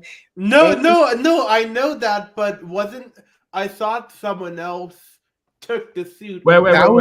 killed. So you saw Hawkeye kill a whole bunch of dudes in Endgame, but to kill William, they No, he's on about in Hawkeye where Kate Bishop finds the Ronin suit and wears it. Yeah, that was probably after the blip. That's probably what I'm thinking about. Okay, I've just been confused. I haven't seen Hawkeye. Endgame was about the blip. Yeah. So why did Hawkeye kill Maya's dad? He got paid money. He was a killer for hire. Okay. Because I remember the suit was stolen. Suit was stolen after the blip, not before the blip. Okay. Yeah. So okay. I know. Oh my gosh. This is what happens when you only watch half of stuff. No. What I saw all Hawkeye. Okay. Okay. So then we have a really, really awesome fight. Where apparently you understood half of it. Yeah. Maya fighting Daredevil. I'm going to keep calling her Maya until episode 5 because that's when she takes on the mantle of Echo, right? Because in episode 1, I sat there thinking and as I said, I think is in Darren's stream that up until this point, for the most part, Maya is a victim, right? I will somewhat correct you on that. I think they when they had the conversation with the grandmother, she actually says echoing as it was a nod, but still she didn't go by it. But there was a hint at it before episode 5. There was foreshadowing for it for sure, but she did not take it on until 5, where her mum heavily handedly said echo twice. Do you know what I mean? And she's like, oh, okay. What was I saying? It doesn't matter. Anyway, so yeah, a really good fight. These are not the droids you're looking for. So something I noticed as well, right? Yeah, no, sorry, Maya was a victim, right? Yes, she's gone out and killed people, but she was groomed, right, to be so by the Kingpin. Do you know what I mean? It's not as if she felt, I have a safe place to go, especially since her dad kept telling her, we've been disowned, we are not wanted, we, so she's this is the safest place I have. So she was trained and groomed to be a whole certain way. So I would argue that she's been a hostage with Stockholm syndrome. You know what I mean? So I would still call her a victim. So then when she shot Kingpin in Retribution, I sat there and thought, well, she has an open path. She has a whole place to go. And then instantly she I want to be queen now. Kingpin's had his time. Now it's time for me. And that was definitely reactionary, right? That was definitely her just thinking this is all I know. This is what I know to be safe. I'm going to go for it, So then I definitely felt that there was potential to be where we ended up. So I don't think it was too fast. I don't think it came out of nowhere. I definitely think it made sense. I will I pretty much follow my own sword with this, but when I first saw the shot, she dressed how she was dressed didn't look like Echo to me or the Maya. So I automatically thought it was someone else that shot him until it was confirmed later on in episode 3 or 4 where Kingpin confronts her. Mm-hmm. So I was like, oh, was it her? But she had it was confirmed at the end of Hawkeye though. Well, yeah, when Kingpin came and confronted her, that's when I knew. But I literally thought that was a different person because of how she apparently like had a Clark Kent glasses without actually having glasses on. Basically, of how she was dressed, what threw me off. Wow, fair news. So yeah, so I did wonder if Vanessa got blipped, right? Because obviously the Daredevil series took place and the Defenders series took place before COVID and before Infinity War and Endgame. So I do wonder if Vanessa got blipped. Yeah, Vanessa got blipped. So there was like I said, a great montage of that. Scenes Maya gets infected by an assassination attempt and her attempts to clean up the wound. She wants to be queen, and then I wrote down: did I give her too much credit, or is she just lost? And then I started wondering if she was like Shang-Chi's sister, because I feel like the way that she dresses also, as Echo, kind of like throws me to Shang-Chi too. The whole redness of it. Yeah. But as well because like with Zhu Zhang, or I'm butchering her name, but like her whole thing is like she stayed with Wenwu, didn't she? Do you know what I mean? Like that's all she knew. That's what she knew to be safe, and the rest of the world would have been like alien and dangerous to her. You know what I mean? The outside world always is. So so I started to see like a little bit of a parallel there, and then she obviously was true to herself and her ancestry and everything else, and decided to go another way, which I'm really proud of. That was really, really cool. So we also saw some native towns, Tamaha. I don't know how to say it. And then we also had a great timeline throughout the episode of pre-blip, during the blip, and post-blip, which I really enjoyed. Right, so episode 1 as well. So episode 1 was called Chafa. Episode 2 was called Lowak. Episode 3, Tuklo. Episode 4, Taloa, which is her grandmother. And then episode 5 is Maya, right? So I have a question for you guys. Yeah, so would you guys have rather had it like this, how they released it all at once, or would you guys have rather had it weekly, like the other shows were? I'm greedy, so I wanted it all at once. I feel like it should have had the respect to go weekly, but as it was a special presentation, I do kind of understand them doing it that way. Obviously, it's not just going to be put out as one 3-hour piece. So they chopped it up for everybody's consumption. That's fine. So I do get it, but like I do feel like it deserved to go weekly. I'm just a greedy bastard. Do you think Daredevil should go weekly, or do you think it's going to be the same thing like Echo? I think Daredevil will probably go weekly because more people will be invested in the character.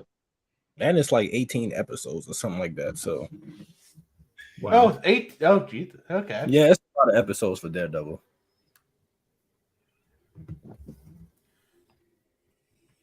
That's cool. Okay.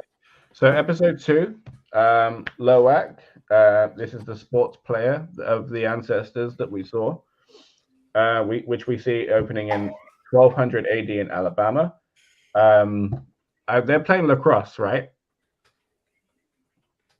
Some form of it, by the looks of it. I mean, the Americans should know. It's a little bit foreign to us. Like, are they playing lacrosse? Yes. Okay, cool. Also not like full on lacrosse. Like basically, it's a outdated version of it. Yeah. Okay. The OG lacrosse, if you will. Yes. So then we oh no, that's episode 3. Looking ahead of myself. Let me just do that quick. Okay, so then in this we see who the montage is, what we saw in episode 1, and we see an intense game of lacrosse where the loser will be banished. Loak has a quick vision of Chuffer and was empowered to win, with the losers and a big guy angry, and I did wonder like if they'll become enemies at that point, you know? Like why was it a case of the loser will be banished? Like that's an interesting forfeit. That's why we need a prequel. So the opening credits, right? So after Secret Invasion, right? Like we had What If, they reused the opening credits from season 1. So from What If, my understanding and what I remember is to be correct, this is the first show since Secret Invasion to have unique credits, right? And after the snafu of the AI and everything else, wow, just a really, really, really good opening and creative opening credits. What do you guys think? Yeah, I actually basically I like those because I know they take up time and whatnot, but I like traditional intros because it gives you the names of the actresses and it's not like fast on the page where it's just like a title card and then 15 minutes of little fade ins and fade outs and you can't keep track of it because the fact that their story's moving forward, so you gotta be like, don't care. But now you can care. And that intro was like a street level intro because I could do it. That's something I could do. It wasn't too like complicated, it wasn't too like intense, it wasn't like Smallville, it wasn't like it wasn't very graphic in the terms of like special effects so around it. It wasn't like Secret Invasion where it was basically an AI doing it. I love how much of a pedestal you put Smallville on. It's actually really funny. Well, Smallville is amazing. Do not get this man started. I'm not saying it isn't. I'm just saying that man's pedestal is made of obsidian and tungsten. Because I mean, I put the Flash on the same pedestal, so. You know, like when the fight. Except for I remember. Go ahead. Carry on. No, you go ahead. Okay, except for I remember every single scene in Smallville. You don't. Yeah, not in Smallville, but I remember most things in. I've been testing you since 2014. Every single time I test you, you get 0. I didn't even know you in 2014. What are you talking about? 2004. I mean, like the Flash. From all the way back to 2014. Yeah, well, because I need to do a rewatch of that show. So yeah. Anyway, getting back to Echo. Like I was gonna say, they really didn't need to use the special effects when the fighting choreography was so good. Yeah. Oh, speaking of the fight choreography, I really liked how they pulled off Daredevil. They didn't depower him. He basically kicked your ass and left. Yeah. He played with her.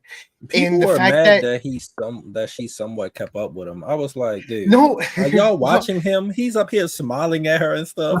He was holding back clearly. He was holding. To be fair, those are the same people who don't like Echo. I would have a bigger problem if it was her beating the crap out of him.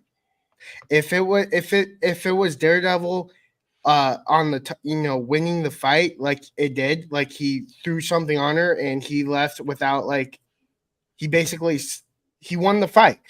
if that wasn't the case, I would be more upset. Yeah, I mean, but I like that just because it's her show that they don't depower someone that we know can kick her ass. Like that's what they did in the Arrowverse a lot. Like for example, if it was like a Supergirl, for example, if it was like an Arrow episode, they depower another hero. They depowered Superman because it was Supergirl's show. Yes, that's the example I was looking for. Yeah. So Thank God for that. My laptop just froze. I was like, oh no.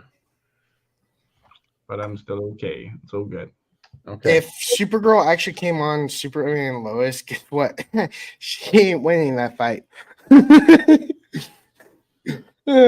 Just like how in Smallville when Kara was introduced, I knew that was coming. he landed, he grabbed her legs and put her in her place on the ground, and he couldn't fly. That's how it's his show. So I like when basically that happened, but I also don't like it when we know that the character is supposed to be more powerful. Yeah. AKA Daredevil. Okay. So yeah, I did have to say that that I do feel bad for people that are hard of hearing because I absolutely hated that flashing doorbell. I would not be able to live with that. That would just annoy me. A lot of people I saw had that, and there was a reality TV show I saw that in. Yeah. Like good for them for like accuracy and stuff, but like personally, that would drive me crazy. And a lot of times I heard, I could be wrong, but a lot of times deaf people will rely on vibrations. Mhm. So that's why, like, there was a horror movie with a killer trying to kill a deaf person in her house, and her alarm was actually really, really piercingly loud, like it would burst your eardrums if you could hear it, because they rely on vibrations so they can feel when it's happening, because they can't hear it. Mm. Yeah. And obviously lights when that fails. So I have to say I love Biscuits. I love Scully. Biscuit was the MVP. Yeah. The train scene was awesome. How she figured out a way to be badass while limping, literally hopping. Yeah. In my notes, I literally got Maya is more effective and silent than Bond. The way she got in there and had that explosive all set up and then like put the floor back and then like all of that without a single person spotting her.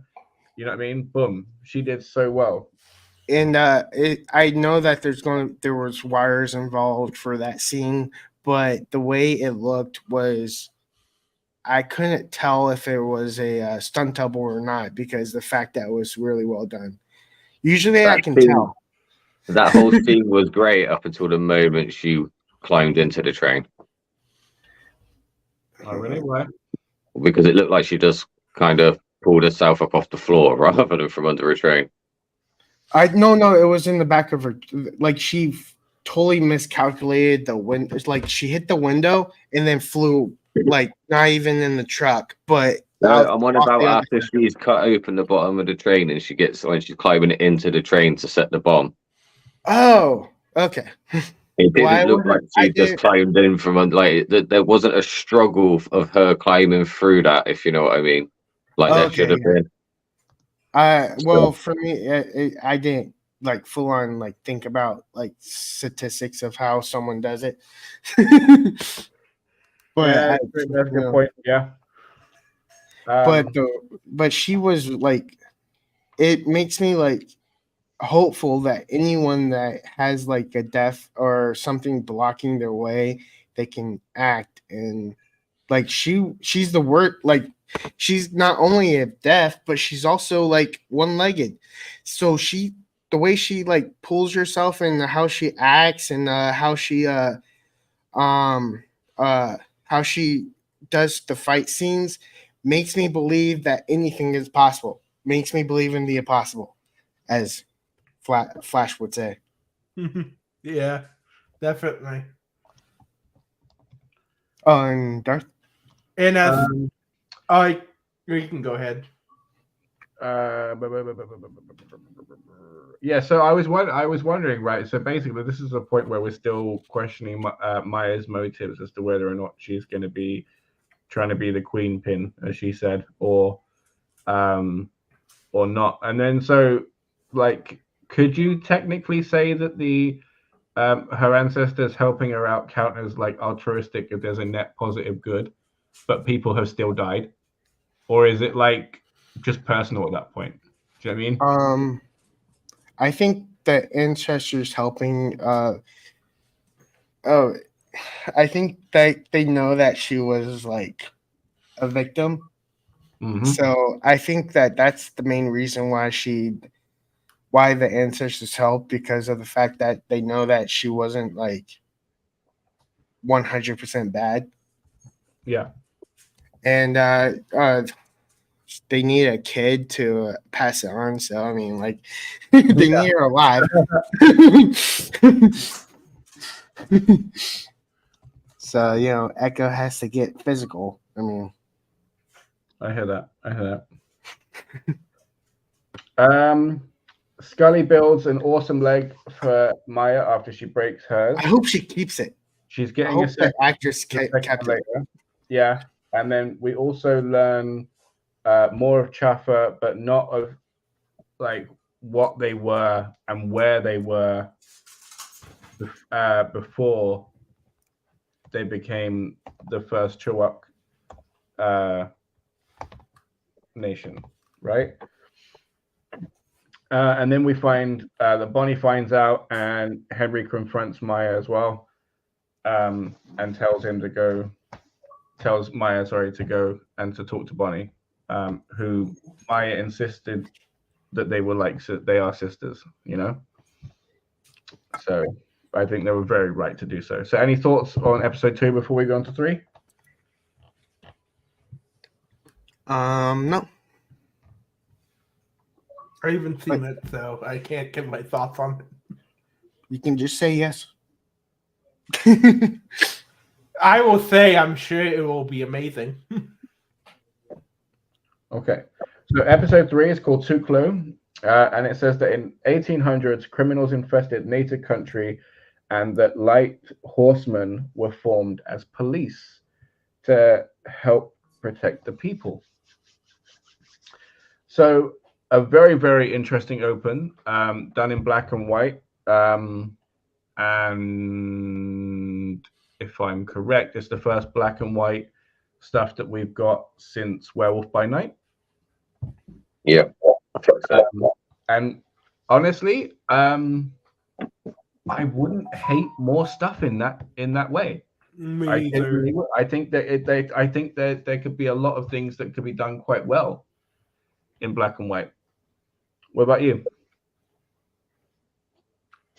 Yeah, I really like. So I saw a movie.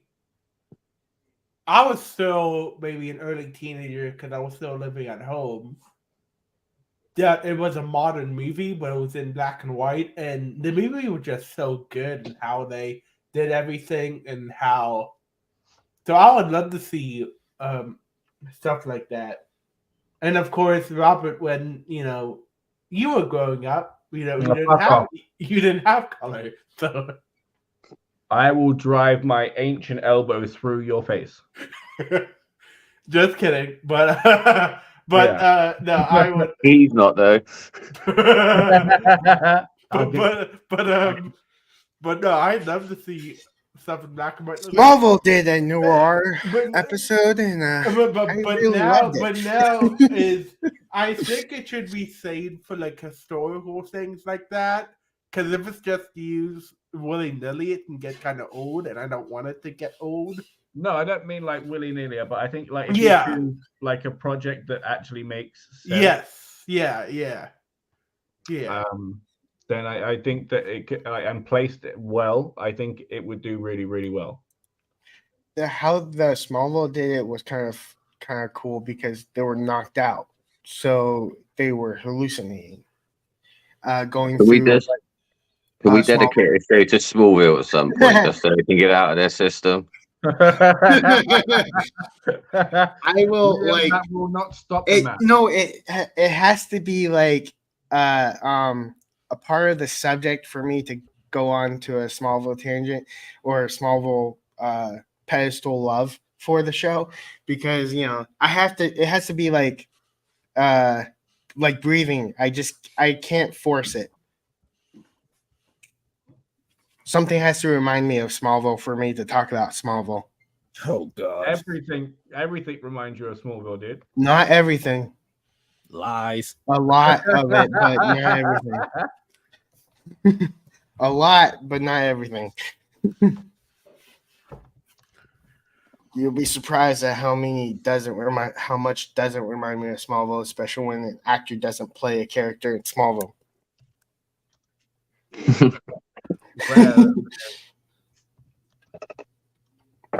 Okay, so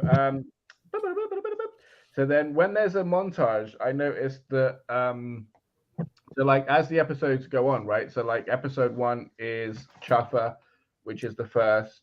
She is the first, and then we got Towak, which is the lacrosse player, right? And then Tuklo, which is the third. So like each time that we get introduced to one of the women, then they are added to the montage that we saw at the start. Do you know what I mean? But like each person that has like a vision only sees the previous. Do you know what I mean? But then like when what Maya sees is all of them. Surprisingly not her mother though. She saw her grandmother, and I guess some of them get left out in the montage scene. She did see her mother separately. Though. Yeah, eventually, yeah, but like I guess like just for for brevity or whatever, they're like, quick, let's just chuck a couple of ladies in there, you know. Let's put the stars in there, you know. I don't know. I would say like they purposely threw those people in because they were in the pilot. Like they were part of the backstory, so they threw the characters in. But then, like, depending on where their lineage started, there would have been a lot more than just 1, 2, 3, 4, 5. Wait, Maya, her mother, grandmother, Tukla, and then Towak, and then that's like 5, 6. So there'd have been more than 6. I would say that not all of them, the ancestors, not. I would be like, not all of them could use the power, and they skipped over them. Okay. Maybe there's only 6 people that could use it, or it could have been that there wasn't a time that they needed it. Do you know what I mean it was a time of or it's like My Hero Academia, where it depends on the circumstances where one shows up. Well, because Maya's mother was born under their guidance, it makes sense for her to be as powerful as she was as well.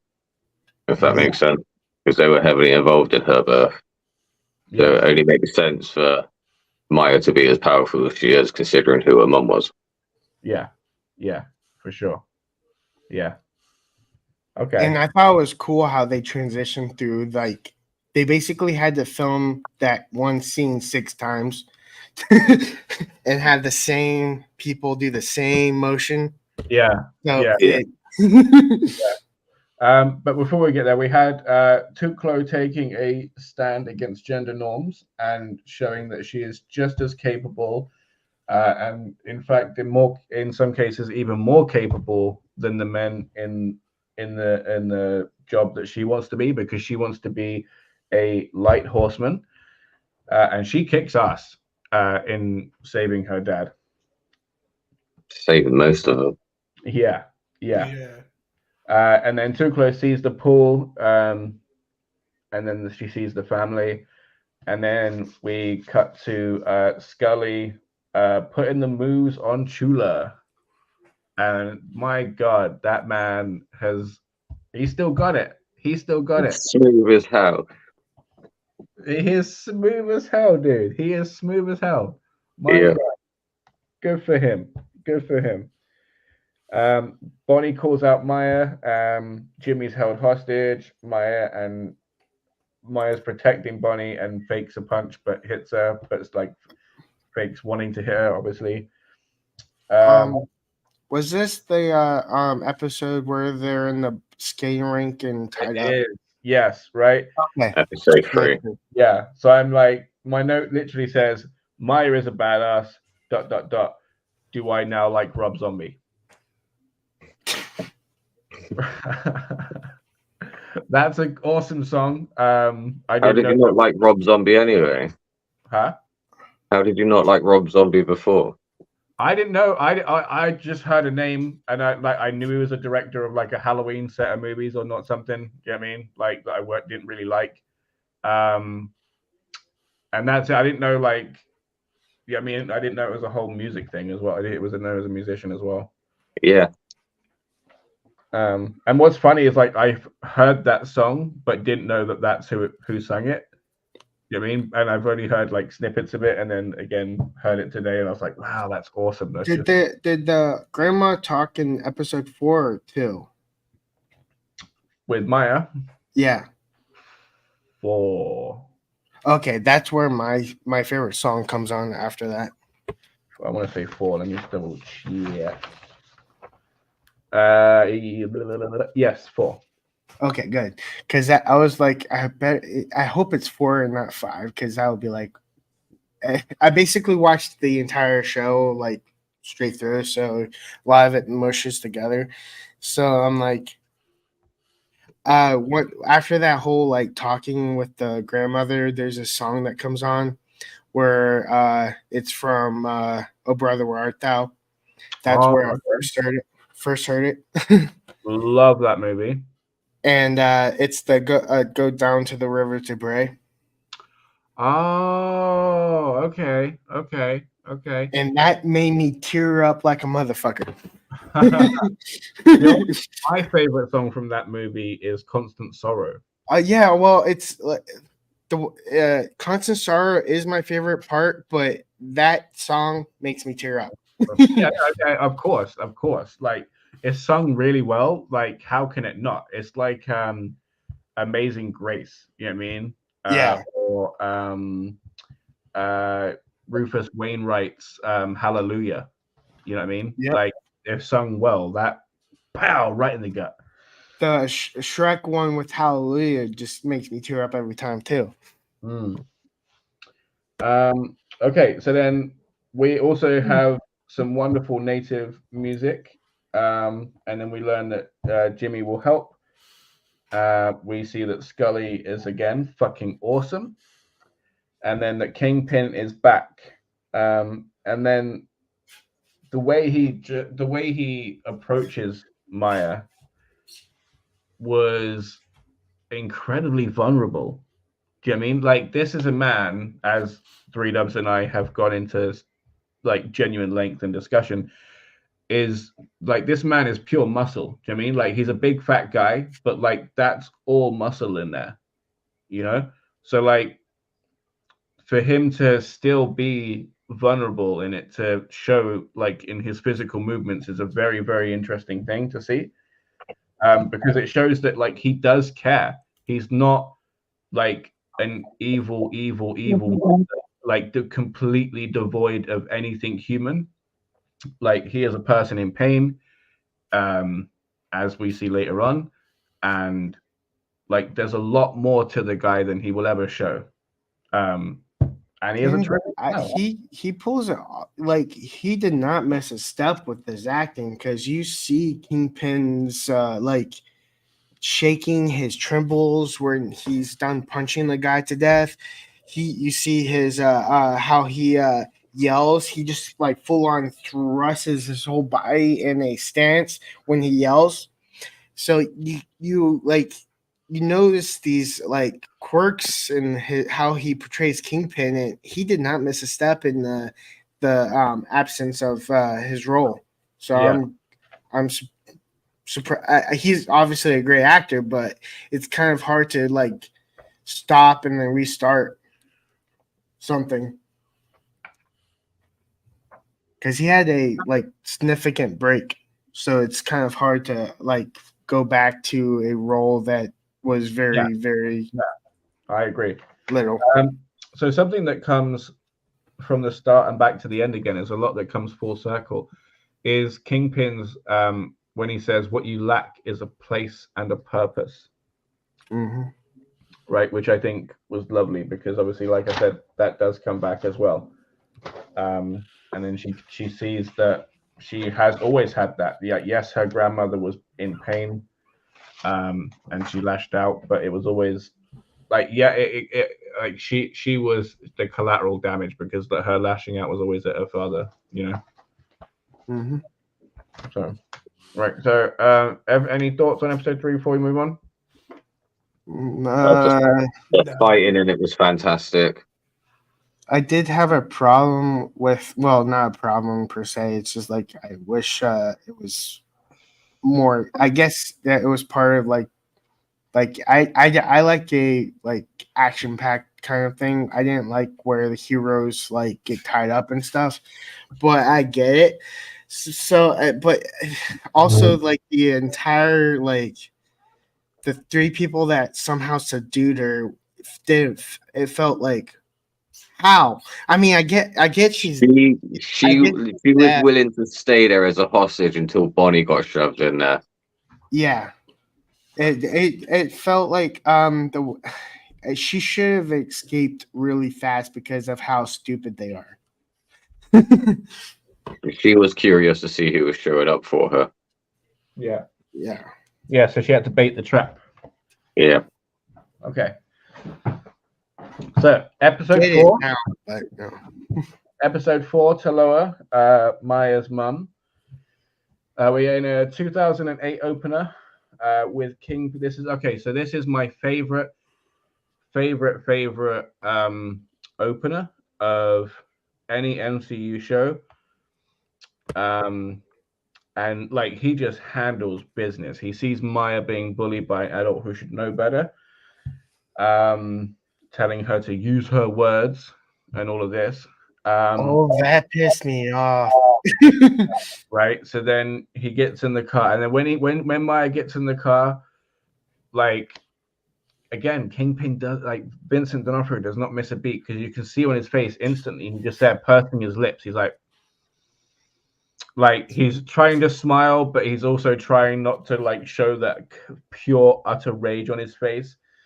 And then just like, yeah, everything's great, but he can't fully pull it off. Do you know what I mean? But the effort is there. And he's like, okay, so I'll be back in a minute. And then he just charges the guy from behind. Like you'll see like his little waddly walk, and then just grabs him by the shoulders and then just thrusts him in. And then, yeah, just absolutely lays into the guy. And then like the pain on his face when he's like throwing those punches. As you see, I got them mixed up. I thought that happened in 3 when his mannerisms of shaking after the full thrashing. Yeah. So like now who's forgetting stuff? I watched 5 episodes. You watched 1. Yeah. Like the added context of like, later on of I didn't forget anything either. Of the reason of why he fights. Like so that like the pain and when he's throwing those punches, it's just like, wow, dude. Like it was already awesome, and then like that added into it just makes it even more awesome. Do you know what I mean? It's just I will also say he didn't feel like a villain at that part. No. To me, it felt justified. Yeah, right. And I was saying to Liam earlier when we're walking back, like it's really interesting to see a bully fight another bully. Do you know what I mean? Like they say in Star Wars, like there's always a bigger fish. Like that fish found out a bigger fish and it got him, right? But then I sat there like questioning the morals of it, like you're sat cheering on a savage beating. You sound like Deadpool in Deadpool 1, where he's trying to find Francis, and he comes across a woman and goes, should I hit you? Should I not hit you? Is it yeah. Is it sexist to not? What? I'm so conflicted. And he pulls a gun. But that's the story. Like you are like cheering on a murderer and like a terrorist who's beating up a guy that like bullied a deaf girl, right? But like savagely to the point where I thought, okay, well, he might be in a coma for a bit or something, you know, like he dude needs rest, you know. And it's just such a weird feeling. You know what I mean? It's like that's so trippy. I got a feeling that tonight's gonna be good. Then Fisk visits Chula and asks about Maya and stuff, and then kidnaps her after she visits Scully. And then her and Scully have undeniable chemistry. Honestly, they're really, really cool. Oh wait, no, I've jumped a whole episode. So yeah, so I was just like, wow, wow, wow. This really adds layers to Fisk. So like I genuinely didn't think about it, right? So like when he gives that gift to Maya, like one, I thought she was gonna lose an eye, right? I was like how calm everything Eye was. for an eye. Eye for an eye. And then he's just gonna go back to normal. I was like, wow, savage, right? But no, boom, drops her with a gift, right? And then, like as she says in episode 5, like you only give me that gift because you refuse to learn sign language properly, right? The other side of that is he might not have been able like struggle because he knows some, but he might not have been able to pick up the rest. I don't know. It could just be laziness. But I didn't think about it at first. I just thought, wow, that is really cool. That's really nice.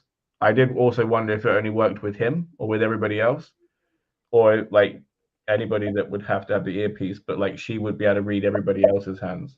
You know what I mean? And then yeah. Oh, I had a problem with I didn't have a problem. It's basically I didn't see it. I literally thought the interpreter was a bad girl. Like she was on the bad guy's side because she didn't show any fear. Yeah. And and then what I didn't notice until like right at the end is that it kept saying like interpreter and then interpreter 2 and then like interpreter 3 like is like no please I won't say anything, you know. I'm like, oh wow, yeah, they've obviously been through a couple then.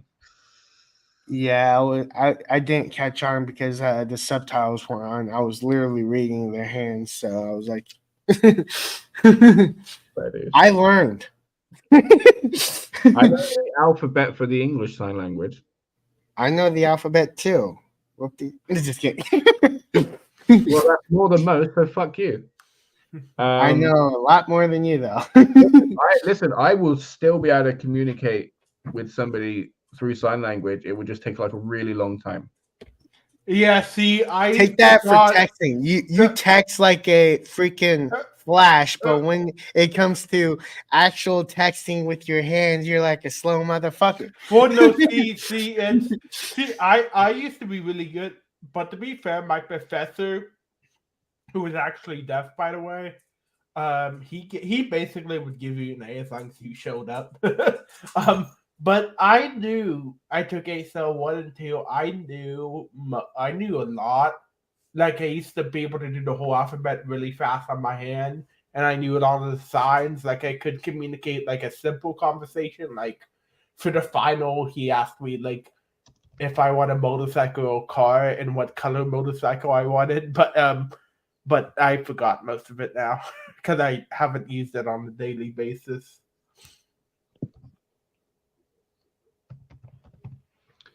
Okay. They sit and have a chat over dinner, and Maya pours away Lafitte wine that Fisk offers as like a bridge builder. Oh, let me just sort this out quickly. Camera wanted to go all funky. Then there's like a whole like play over the knife and like whether there's any danger there for either of them, because obviously she shot him in the face, so he's still going to be wary. She did a very good job of it. She did not. But yeah, so they sit and talk about his patricide hammer, which was really interesting and a little bit creepy that he carries it around everywhere. He can't. They can't tie it to him, so. Mm. And it's a reminder of what he had to live through.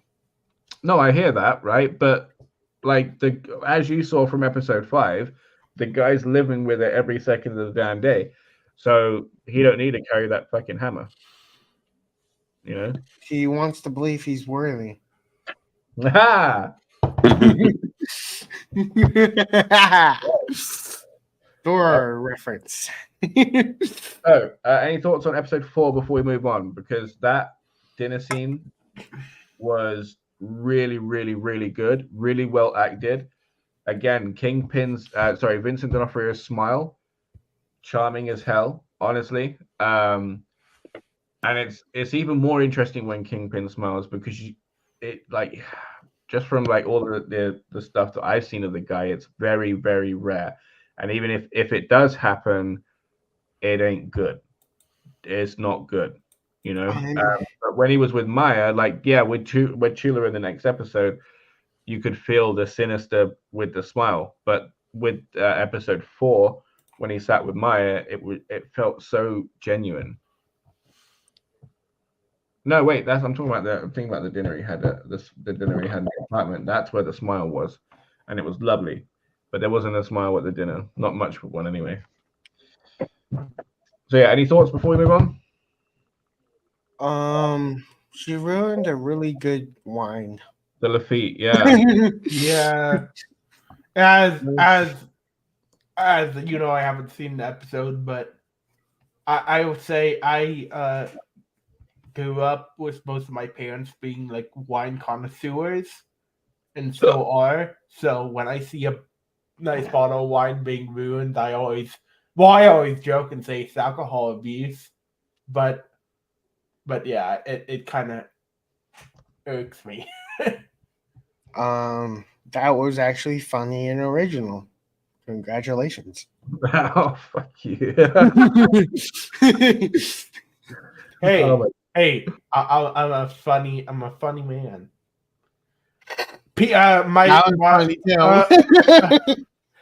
My old he still was my friend from high school used to call me Funny Man Dan. So obviously a big fan of irony. He Episode was. 5, right, is called Maya, which we start off with some northern Cree music. And then Tuloa also has healing powers, which we see when Maya hurts the woodpecker. And then that's a wonderful scene which comes back later on. And then we see Fisk visiting Chula after she visits with Scully and gets her sewing machine back. And this is where we see the sinister side of his smile in the post office, I think it is. And then obviously Chula is kidnapped. The woodpecker omen enemies are near, so that's how Maya knows that something's up. And then Fisk gets messages about asking where Bonnie and Chula are. So this is a question that I had or like popped into my head while watching episode 5, is that if the woodpecker is an omen that enemies are near, who or what was destroying the cave when Chaffa saw the woodpecker? Like, one, why is there a woodpecker there? Like, are they still on Earth? Don't even, you know what I'm saying? And if they're made out of bark, then there might be a real issue, right? If they're not clay people and they're made out of bark and there's just woodpeckers flying around, that's a danger, right?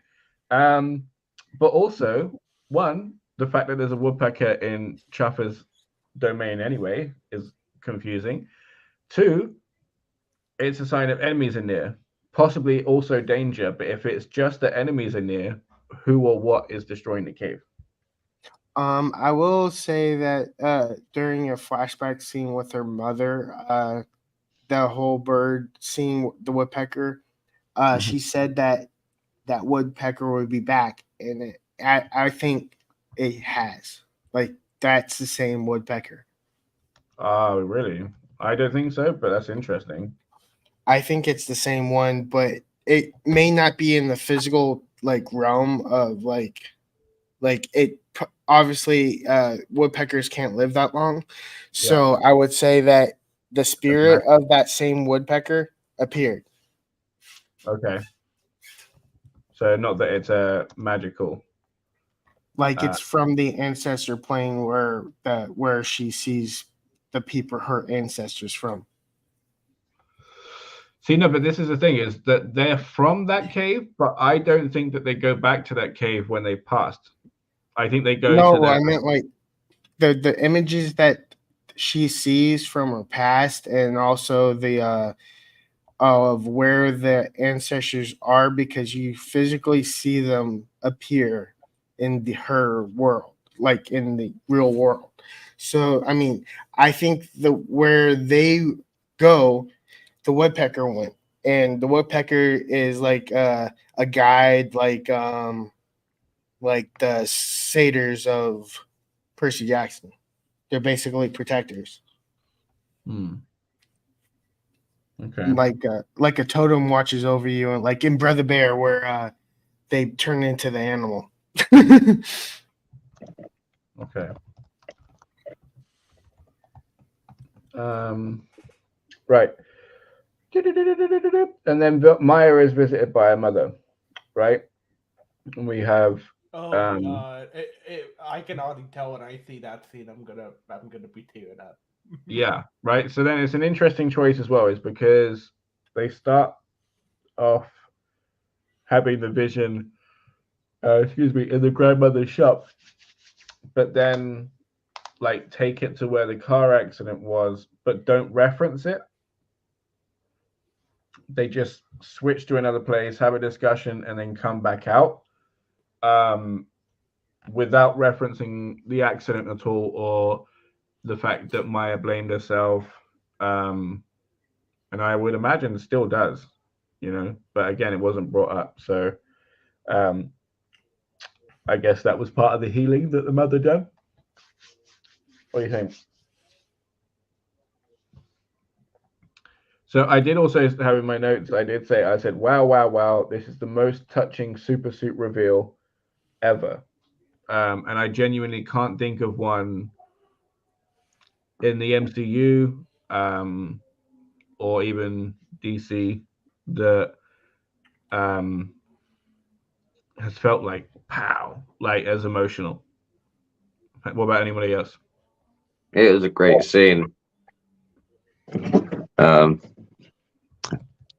It was very powerful, I suppose. No, my brain's not really working, dude. I'm not gonna lie. It's like nearly 2 o'clock in the morning.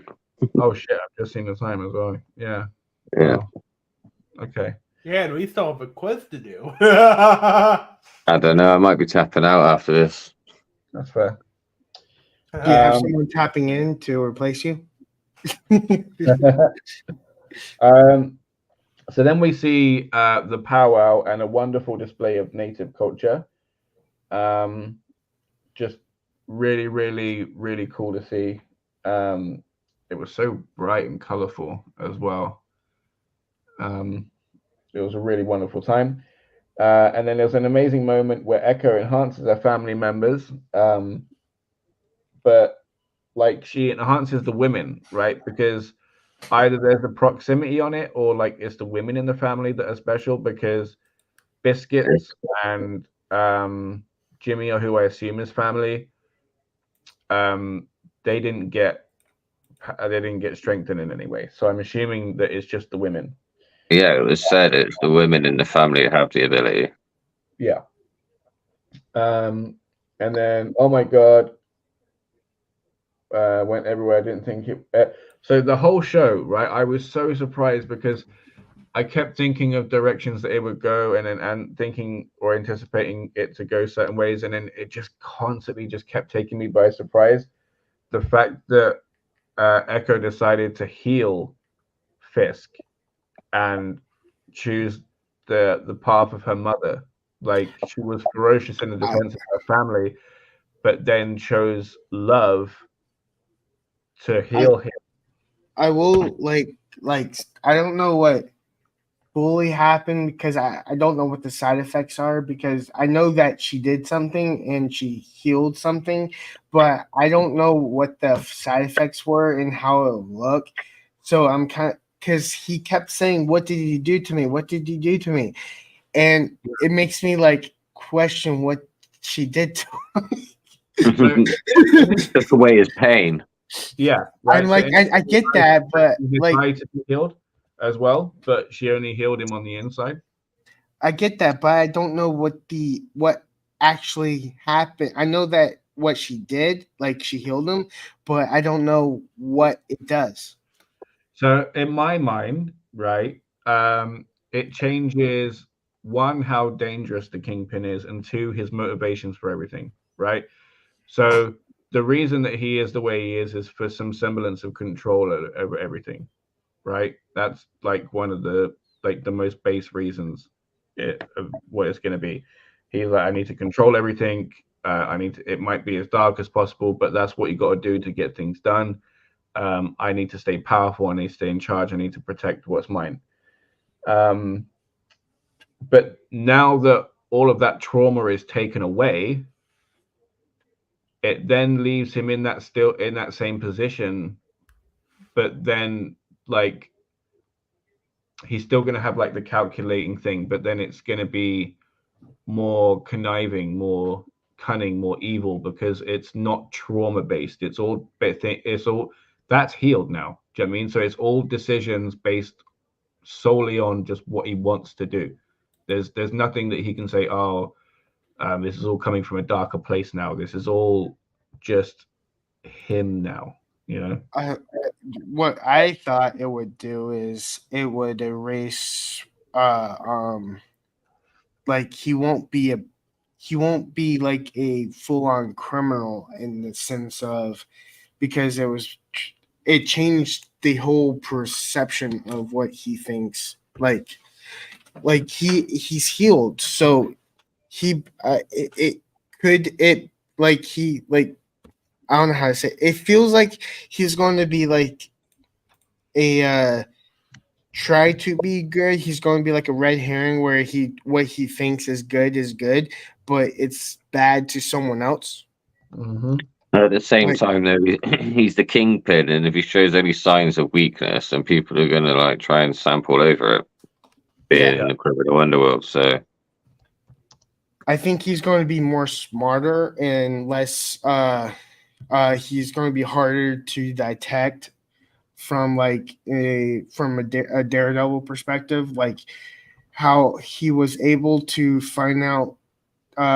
Daredevil was able to find out his plans, and how he was in the series is because of the trauma, and without it, he's going to be harder to detect. Okay. yeah. Well, when he's going to be running for mayor, you know, like he'll be on the radar. Yeah, and also like, how the hell did Daredevil just skip over him? Like he should be like. He was in hospital for 3 months, weren't he? But basically he like at the end of season 3 of Daredevil, he pulls up his mask and basically says, "I'll be watching you," and he wasn't watching him. Yeah. Like, what the heck? Did he like get into She-Hulk's bed and forget that there's a crime boss? Oh. Oh shit. Okay. Smashed the brains out of him. Oh my gosh. Maybe she pushed a little too hard and made him forget stuff. My God. Okay. Made me forget now. Okay. Then it's bye Birdie. The woodpecker's gone. The family is healed, and we see that Fisk is going to be running for mayor, which is really awesome. And that's where you don't skip the credits. Yeah. Because it was skipping credits, and then there was a cliffhanger. I'm like, do I need to double check? Do I need to double check that there isn't a freaking cliffhanger in all those episodes? Because I let it play out. I was about to skip it, and boom, there was a scene. I'm like, oh, thank God I didn't miss this. Yeah. I stayed around for another one, but no. And the comfort of stranger says, Hulk smash.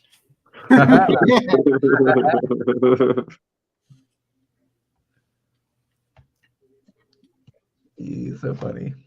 Okay. So thoughts on the series as a whole? I loved it. 10 out I of thought 10. it was great. 10 out of 10. And I would say the hate is forced. The hate of because because she's a woman is getting pretty old, and if they do come at her for being actual deaf and amputated, they ain't human. Mm-hmm. It's a low blow.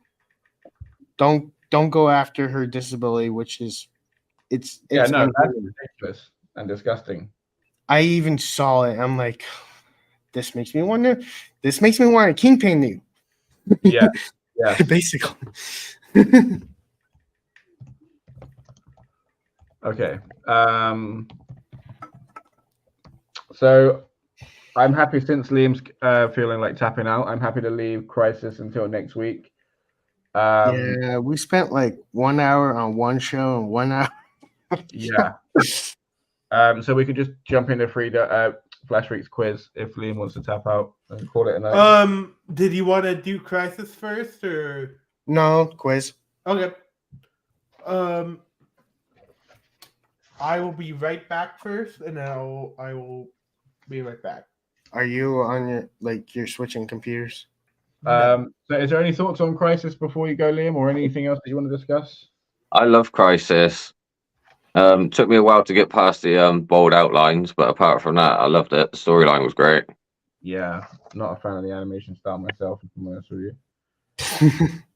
But I did love the fact that Nolan North seems to be doing his best Matt Ryan impression, and that Constantine talking of the consequences. I feel like that's to tie it into like the Apocalypse War, like DCAU. Do you know what I mean? So the fact that it threw me for a loop of Harbinger. I didn't realize that. Yeah, right. Was Supergirl, and I really, really kind of hope the voice of Supergirl actually becomes Supergirl live action. That would be dope. Yes. Who is it? Meg Donnelly. Yeah, she would probably be my top choice. She was in Winchester's the new series. Yeah. Okay, see, now I've recently just finished Supernatural. Like when the Winchesters came out, I was up to season 11, 12-ish, right? So then I get the last couple of a miss, and then I finally went back and watched it. And now that I know of like the whole multiverse thing and that the Winchesters is going to be a multiverse thing and not just a prequel. Yeah, it's a multiverse thing. Yeah, I'm so much more open to watching it now, honestly. I honestly was more like I get it, but I don't. I like I like more story because we got with the ancestors. We got little sprinkles of the family drama of how they became hunters. We got the important stuff. We didn't get the full story. And there's more years involved before she actually dies. And in this one, she's not supposed to die because it's the one Earth that they could actually, not have the mother die. Yeah. So how many people will be participating? I'm tapping out now, guys. I'm afraid I'm really tired. Thank you for I want to hear the tap. I want to hear the tap. I want to hear the tap. Tap out. I want to hear the tap. Before I go there, guys, I've got a joke for you. Okay. I was gonna do that, but yeah, you go ahead and do it. Yeah. Why is Hulk Smash going to be smashing this quiz? What has a small penis and hangs upside down? Robert. Fuck you. Why is a small penis and hangs upside down? That was hilarious. A bat. A bat sleeping, yeah. No, what has a big penis and hangs up? He does. He's gone. Did he leave? Oh, I don't know. Just gone. I don't know. What is this quiz? It's I was gonna do multiple categories, but I got on a roll and it's just flash questions. It's not the show, it's comics. So if you don't know specific issues, you would not be. Oh yeah, I can't be in this quiz. Oh my gosh. gosh. Hey. I read comics, but Flash comics, I haven't read one in years. I'm not even going to lie. Hey, you're still gonna learn info. So, all right, sweet. We'll do sweet teas. Why is there only one column? Rob. Yeah, there's one Flash column. Rob. 3W. All right, Robert. Well, you can only do one. So, what was August Hart's origin in the comics? That's an ambiguous question, isn't it? He was a police officer. It was different than the show. Spoiler alert. He was a police officer. But that's not the whole thing I'm looking for. Okay. But since it's just 100, no, like what was? Yes, he was a police. Since it's 100, I will give you more. So he was a police officer. Well, technically, not really, but what else? He's Godspeed. I mean, I don't know what you're looking for here. 3W. He tried to replicate the Flash's speed, and it mishapped. I actually don't have that on there, but Did you actually do research? No, yeah, it's from my comic book. Yeah. Which one? There's different versions. It is from. Oh shit! I meant to put that on this question. It is from Lightning Strikes Twice. That's not even the original. Wait, what was the answer? Taj. Oh, we haven't got that yet. Okay. This is from Rebirth. Lightning Strikes Twice. Didn't he get hit by like a Speed Force storm or something like that? So I can't remember. I will give.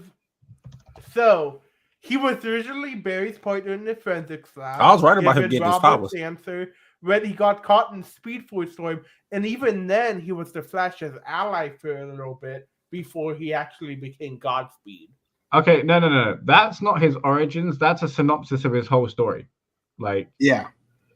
I actually gave the origin of his powers. Yeah. So Taj gets the point. Okay. You just gave a blurb of the man's life. And also, he didn't take into account of, like, there's multiple versions of the origin of Godspeed. Yeah, see, I didn't know that. I thought the one I have was the only version. Nope. That's my bad. Okay. 3W. Who is Savitar's comic identity and how did he come to be? Oh, what the fuck? I know this. I forgot the character name. Oh my god. Other than he looks like someone from Magic Mike. I will say that Savitar from the TV show did not look like he Savitar. did not look anything Not even the one from the comic. Basically the Savitar looks like a freaking caveman. No, he looks like he's from Magic Mike. Where he's shirtless. Like he's from Magic Mike. No, I'm saying he's shirtless and looks like a wrestler from like a caveman wrestler. Yeah, yes, from the but old that's times. not what I'm looking for. I'm like, what? I know. Yeah. Okay. Jesus. Who is Savitar's comic identity? Pass. Taj.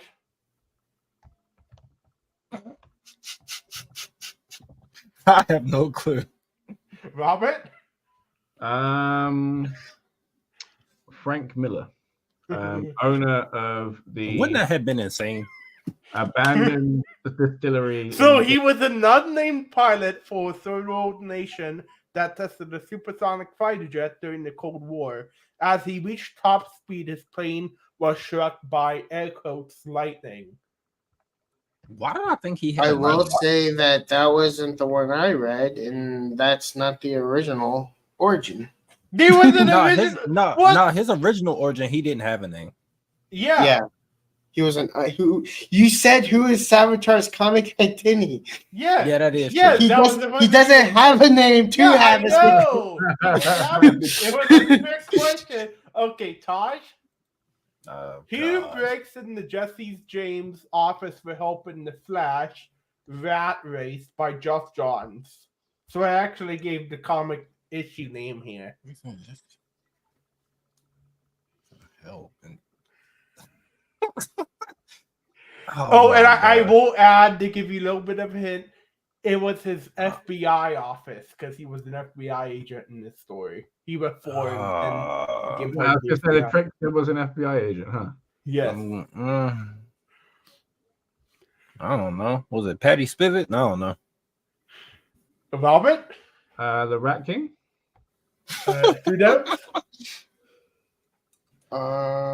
Honestly, Robert, that wasn't a bad guess. I went real literal with it. The rat. Pied Piper. So a sound rat. I was on the right lines.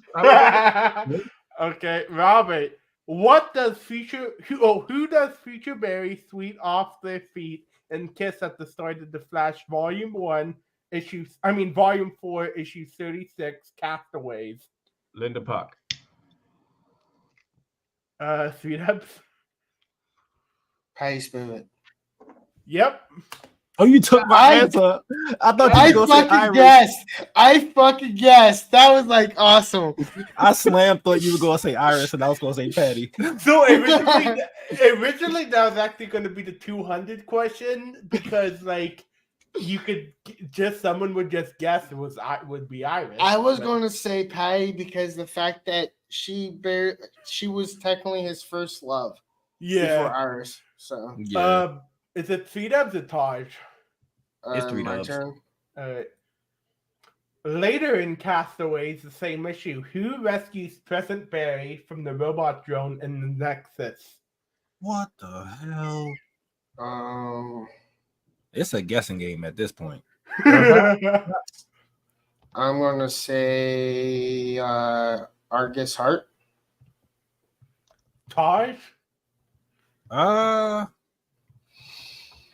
I'm gonna go Wallace West, the Black Wally. Robert? Sorry, hang on. What's the question? Later in Castaways, who rescues Present Barry? Sorry, I thought we were talking about Obama. Present Barry from the robot drone in the Nexus.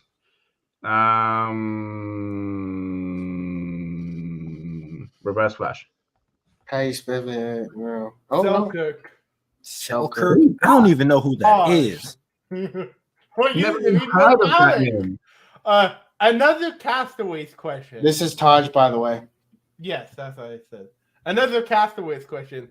Who does Future Barry hunt down thinking he's a killer, in parentheses, as he is in this future time, but not in the present time?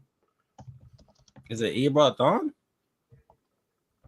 Robert?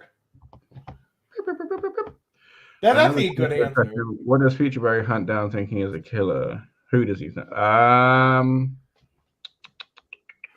Weather Wizard.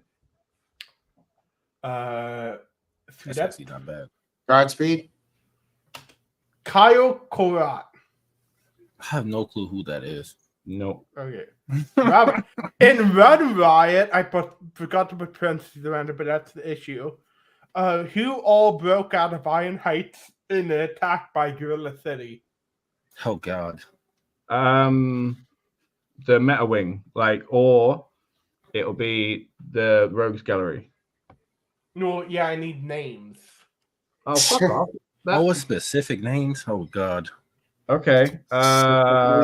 Okay, specifically the Rogues Gallery. Wait, sorry, Robert. What was the Captain Cold, Heat Wave, Weather Wizard, maybe the Trickster as well. Mirror Master. Who else? Wait, how many is it? So we're not just saying like 10 names. I forget. I can look. Yeah, I was about to say, because if we all guess like 10 names, that's kind of like, and it's only like 3 or 4, I'll be bad. Yeah. I can look. I'll look. I forget how much it was. I'll open the same quiz in a different tab.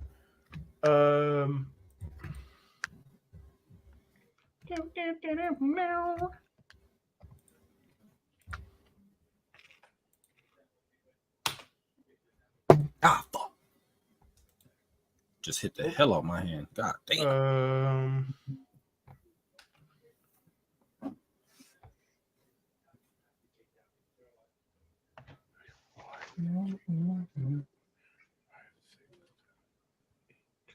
$10. Oh my lord.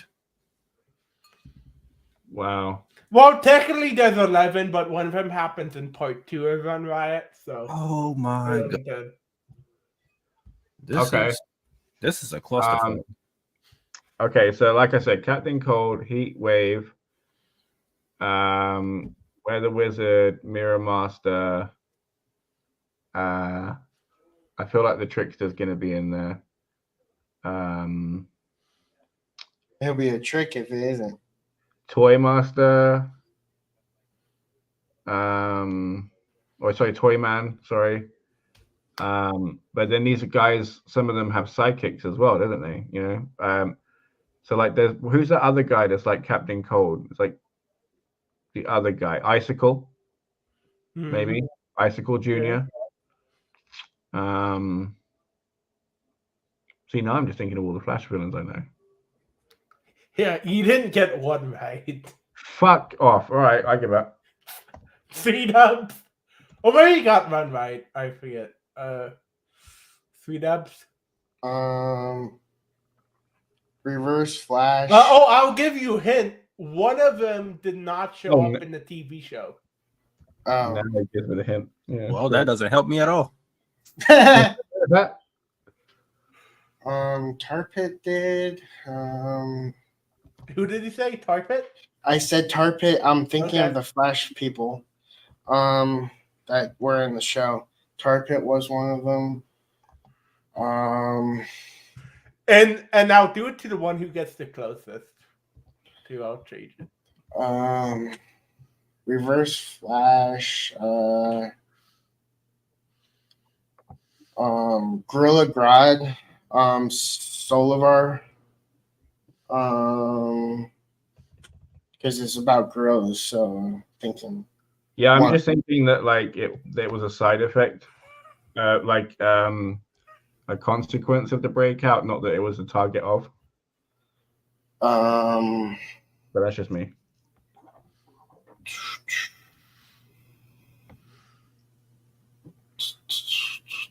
Captain Gold would be in Iron Heights.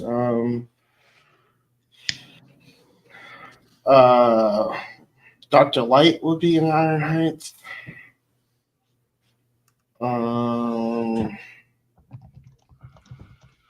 That's all I can think of. So, Taj?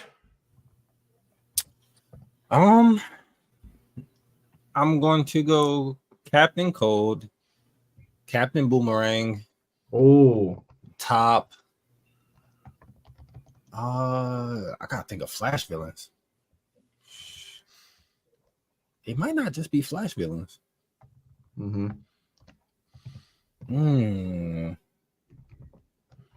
So I got 3. Hold on. I'm gonna throw. Oh God. I'm gonna throw Reverse Flash in there just to throw him in there. Right. Shit. Iron Heights. Did I say Golden Glider already? No. Oh, Golden Glider. I'm gonna go the Turtle or whatever his name was. I forgot his name. Yeah. Shoot. having a hard time thinking Flash villain. I don't know. I throw Weather Wizard in there, Trickster.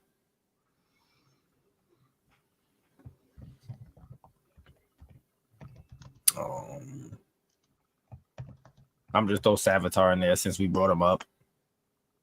And I don't know. That's it. That's all I can think of. Piper. That's another one. Peekaboo, Murmur, the top. Oh my! I got the top right. I got Tar Pit. Yeah, I know. Abracadabra, Type It, Double Down. I forgot about Abracadabra. Now, 3Dubs is going to get the points because one, he said Type It, and two, Gorilla Grodd broke out in the Run Riot Part 2 at the start he broke out. Wow. So, but this part 1, though. Yeah. No, but he still gets it because he got Type It. I said the top. Oh, you did? Yeah. Oh, you did. Yeah, 3Dubs. We got to split this. So, Yeah. what's 700 divided by 2? I'm bad at math. Hold on. Hey Siri, what's 700? It's 350. Let me say it. Hey Siri, what's 700 divided by 2? 50. 350. I got 450. Wow. Faster than Get it. Freaking Yeah. Siri. All right, whose turn is it? It took so long. I think it's Robert's right? turn. Robert's turn. Robert? Okay. Robert, in Helpless, why does Hunter Zolman resent Wally? It's a two-parter. Why does Hunter Zolman resent Wally? And why does Zolman not have traditional speedster powers like Flash? AKA able to connect to the Speed Force. Yeah, because he tried to get the same powers, but then he had an accident on the cosmic treadmill, didn't he? Yeah. So Wally's like what was the accident? Flash, and has the life that he wanted, because obviously he was trying to replicate the powers of Barry Allen, which that is not the exact reason. I will help you out a little bit in case there was different interpretation. But obviously, this is in Wally. Wait till everyone answers. Yeah.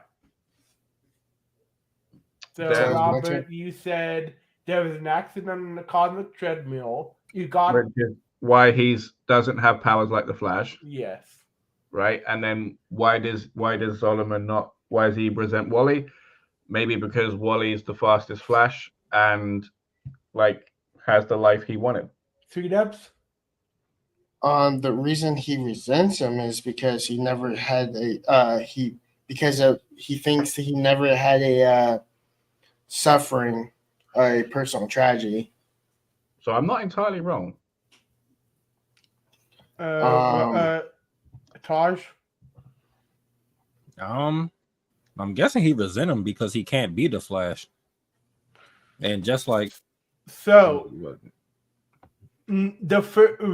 got the second part right. Then you got the first one. So Wally would not help him get to the cosmic treadmill to stop the 1 hour. Oh yeah. Okay, and then Zoom doesn't have traditional powers and Jay theorized it was due to the cosmic treadmill exploding in his face when he was trying to use it.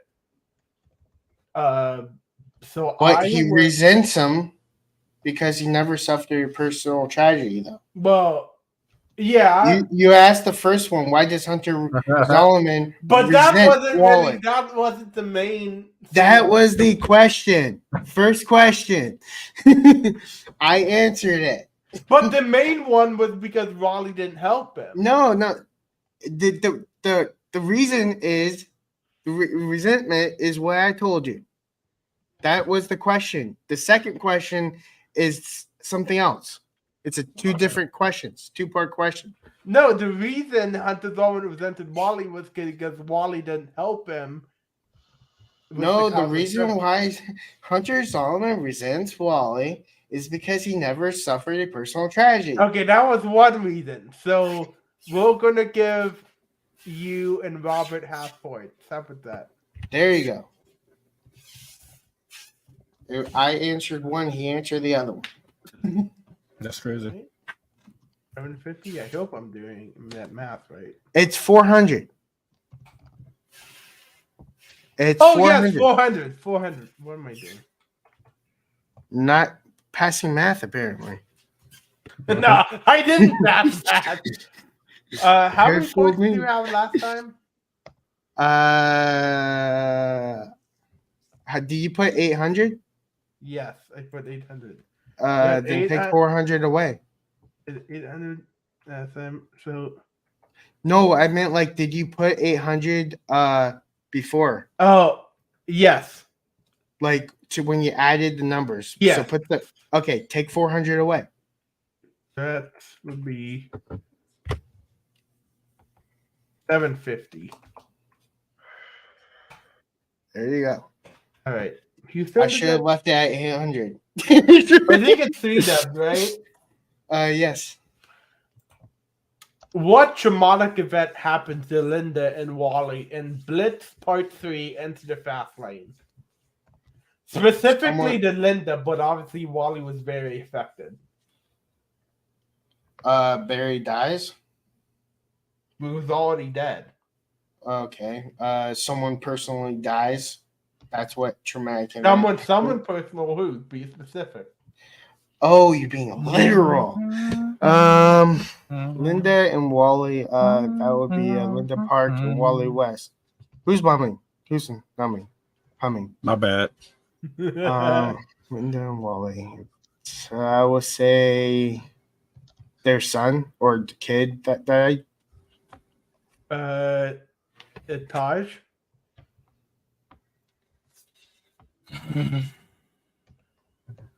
What traumatic event happened to Linda?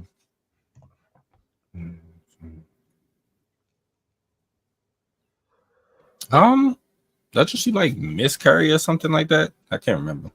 Dude, I was like on the same Robert. issue. I was gonna say gives birth. Okay, so Taj got it right. Sweet Ups kind of got it right. Linda gets knocked back by Sonic Boom, and her unborn children don't survive. I literally said a kid died. Their kid died. No, you said a kid died. I said their kid died. I actually said what actually happened. Yeah, I get the point. I said their kid died. I said miscarriage. She lost the baby. I said their kid dies. That doesn't I feel like specify Taj what. get double the points here. Taj, That was a good pull. what significant event? Another, I know I put in parentheses, happens at the end of Blitz conclusion, the final race. So the next issue after the last question. Wally disappears. Robert? What significant event? Another I know happens in the Blitz. Is at the end. Everybody has a high five and a picnic at the end of the Speed Force. 3 depths? I'd be down for the food at the end of the damn battle.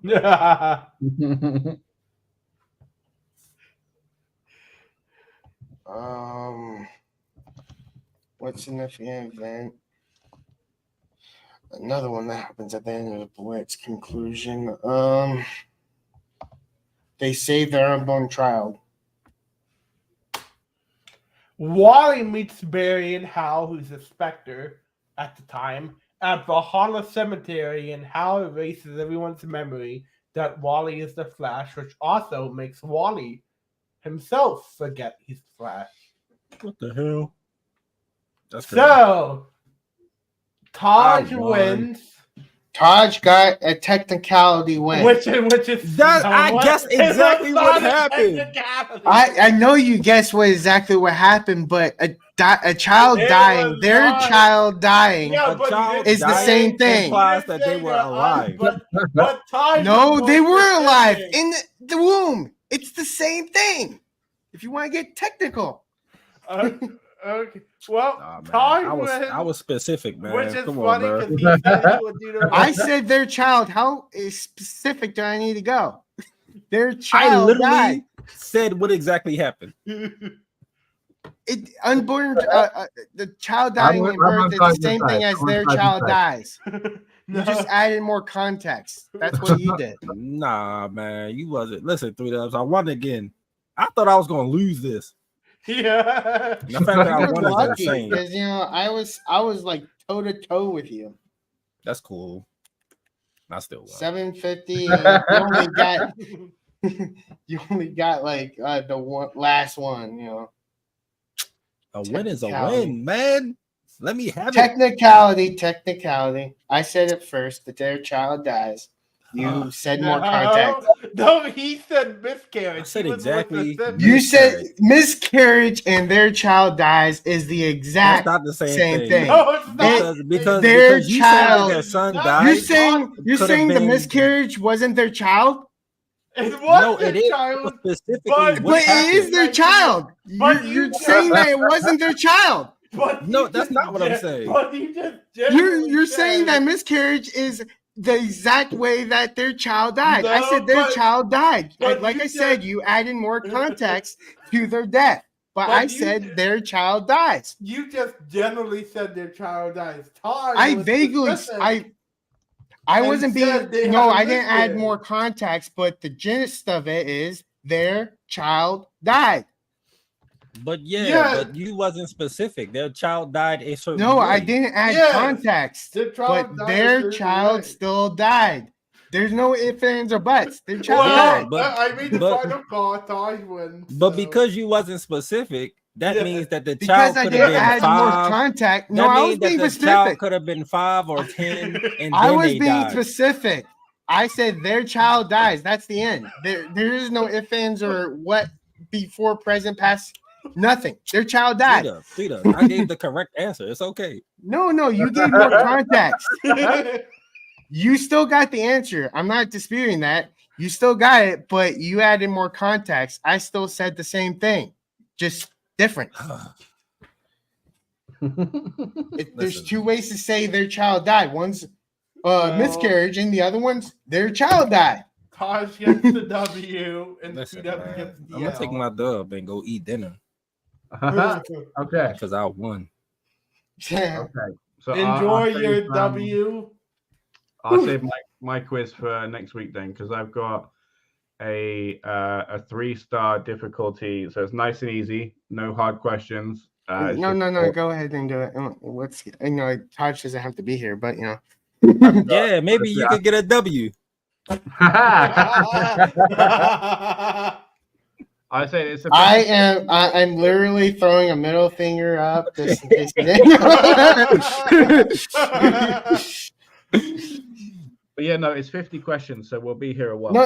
No, I'm good. I have no. No, idea. well, you Three can make Dubs it be up faster all by- night. You could just Yeah. say, you could just do it where the correct answer gets the automatic. Basically, don't have to you do can it- go really fast. Yeah, you can go fast. Mhm. All right, well, I'll see y'all Tuesday. I just All right, need to, see you later. I Thank you, just brother. need to Appreciate go it. for a minute or two because I need to. I need to. I'll be right back. Okay. I want the win. That's what I want. Technicality. That's what he got. Dude, okay, your answer could have been open to interpretation of like a million different things. It's very His vaguely, was but on His yeah, was on the money. he said miscarriage, but I said their child died. Meaning their child died. It's kind of like hard to misheard that. No, but their child died could have been like they were in a car accident.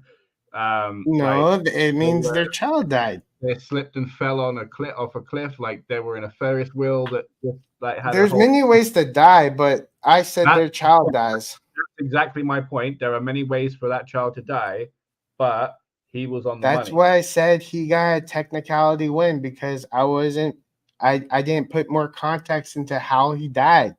But the end game is he died. I said agree. their child first. I didn't say their cousin, their No. mother. I didn't say some other sibling. I said their child. Any news to talk about while we're waiting for Flash Week? I don't know. Have you thought about seeing My Hero Academia again? Dude, I got a whole bunch to watch, honestly. I was thinking Did about you it earlier, right? did I you still f- got Money Heist to watch, right? Now my mate's been trying to get me to watch that for years. Um, so yeah, there's like a whole thing on that. Did So you finish Black Clover? I haven't picked it back up yet.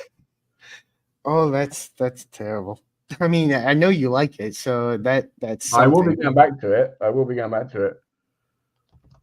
But I did say watch only one, so you did that. You accomplished that. But then you said that you didn't stop. I'm like, that's the whole point. If you don't stop, then I know it's good for you. Now the big question is, will you watch 1088 episodes of the One Piece? I have wondered the same thing. I'm not gonna lie. But like that's gonna be. Oh my god, don't know. That's the whole watch, isn't it? Are you literally typing in the questions now? Yep. I'm I like, I also have. I wanted to kind of like see if you guys remember the answers of my quiz. I've got 4 questions to go, so it's fine. I literally still had that really, really tough one, and it would be hilarious if Flash Freak doesn't get the Flash questions again. I do not pull it out because I don't know if I would be able to get it.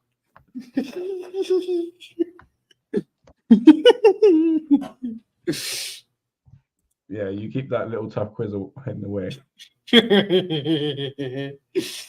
I will probably back. do another tough quiz too. So prepare to not gain points, especially with Flash Freak on the Flash quiz. Right, hang on. I'm just double checking something before I commit to it. So Flash Week sent something in DMs, and he sent me to some guy who goes, "This show was too horny," and that he was talking about Smallville, and then I quoted the guy who said it, and I said, "It got me through puberty." Smallville weren't super horny. They were having sex. And? That was horny. Like the whole town shaking from them banging. That was really wild. That was just logic. No, no, he wouldn't do that to a normal girl. No, but like the point is that's logic, you know. No, it's not. It's what could happen if you had powers and you wanted to bang, basically. Yeah. Like how would it be better than Wonder Woman? I kind of want to see that now. Not gonna lie, I need a bunk stick. I'm gonna bunk me. Horny. Robert, we need to get Taya's very active in the chat. We need to actually get her on a stream one day. I'd love that. You'd have to talk to her about that though, because I don't think she'd be up for it. She's a very private person. Boy, she could like go no face. You could just turn her camera off. Wow. Just go no face. She can't just pull it off her own face, you know. She said one day in the chat. Yep. Awesome. And maybe one day my future significant other can come on too. She's super sick right now. Oh, I hope you feel better. You didn't get for me because we're like not in the same city, but we're in the same. I was about to say we're not in the same state, but we are. Yeah, if you did get her 6 meetups, I'd be asking Robert some questions. I do have a car. Just saying. No, I'm kidding. I don't like driving out of my city, so you know. I still really want to go to Florida because I heard the beaches are beautiful, but like, Just don't say that in front of me. That's not a guy thing to say. I have a lot of flight credits, so I might go up there. Because I would need to wait till I have a job so I can actually afford to get a hotel. Yeah. Hey, and maybe when I do, Robert, you can also fly out to Florida, and we could all have a hang out. Yeah, they would need to have their wedding like in my apartment for me to be there. Just saying. Oh, you guys gonna have your wedding in Florida? If they do, I don't know what. If they go out for yeah, no luck. Hell, if you guys have your wedding in the U.S., I'll fucking scrounge up money to. Well, if you do have the wedding in the U.S., I think you get like a green card. So. Nice. Well, no, you don't need a green card in Europe to come to the U.S., do you? You just you need a. No, because my cousins. Let me finish first. They need a pass to stay long periods of time. They need the book that from the government, whatever. No, that's just a stamp. Yeah, but that's the thing that can allow you to stay for a long period of time. Green card is to work for a long period. Green card is to work. You need a green card to work in the U.S. No, because my cousins who live in Ireland came to visit for like a couple weeks one time. Did they work somewhere? No, they just. Then you don't know. No, they just had when you come here, it's like kind of like when I went to Europe, they stamp your passport. Yeah, the passport is what gets you to stay long periods of time, but to work, you need a green card. Yeah. That's what I'm trying to say. So, Robert, are you gonna have your wedding in Florida? Not sure.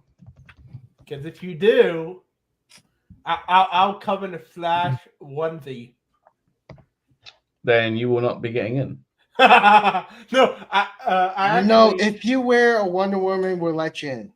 If you wear a Wonder Woman, that's what he wants. That's what he wants. Don't give him that.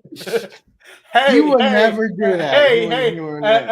If that's what's needed to support my bro at his wedding, I'll wear whatever. Okay, last question and I'm done. Okay. I can't believe you're both sat there like, yeah, we're going to do this. Okay. I was prepared for more than one column, so. Okay. That's what I mean. Wow. Keeping to a comic that we never read before. I'm amazed that I got 750 for a comic I never read before. Yeah, to be fair, no. The Flash actually, now that I think about it, doesn't have many rogues, right? I think Batman has more, but does Flash have more? What? Does Batman or Flash have more rogues? There's one rogue that you did. No, but I mean, does Batman have more rogues than Flash? Oh, no, the Flash does. Yeah, okay. He has the whole future. Yeah, so Double Down didn't appear in the show from what I know, right? Yeah, the Flash is not currently the rogue gallery stays in the present. He has the whole future and past that he has to deal with too. They just don't like to stay in one time. So Batman can't time travel, so he's stuck with. See, I never heard of bad guys. I never heard of Double Down. I just heard about him when I reread the comic. Double Down was actually an Arrow. Oh, okay. He's played by the guy who was also in Smallville and The 100 and Teen Wolf. He plays Mr. Argent, Allison's father.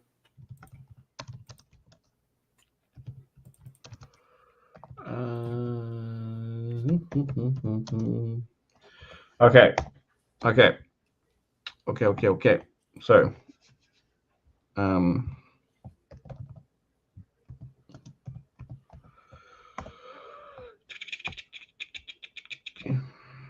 good to go. Just saving it. Save and finish.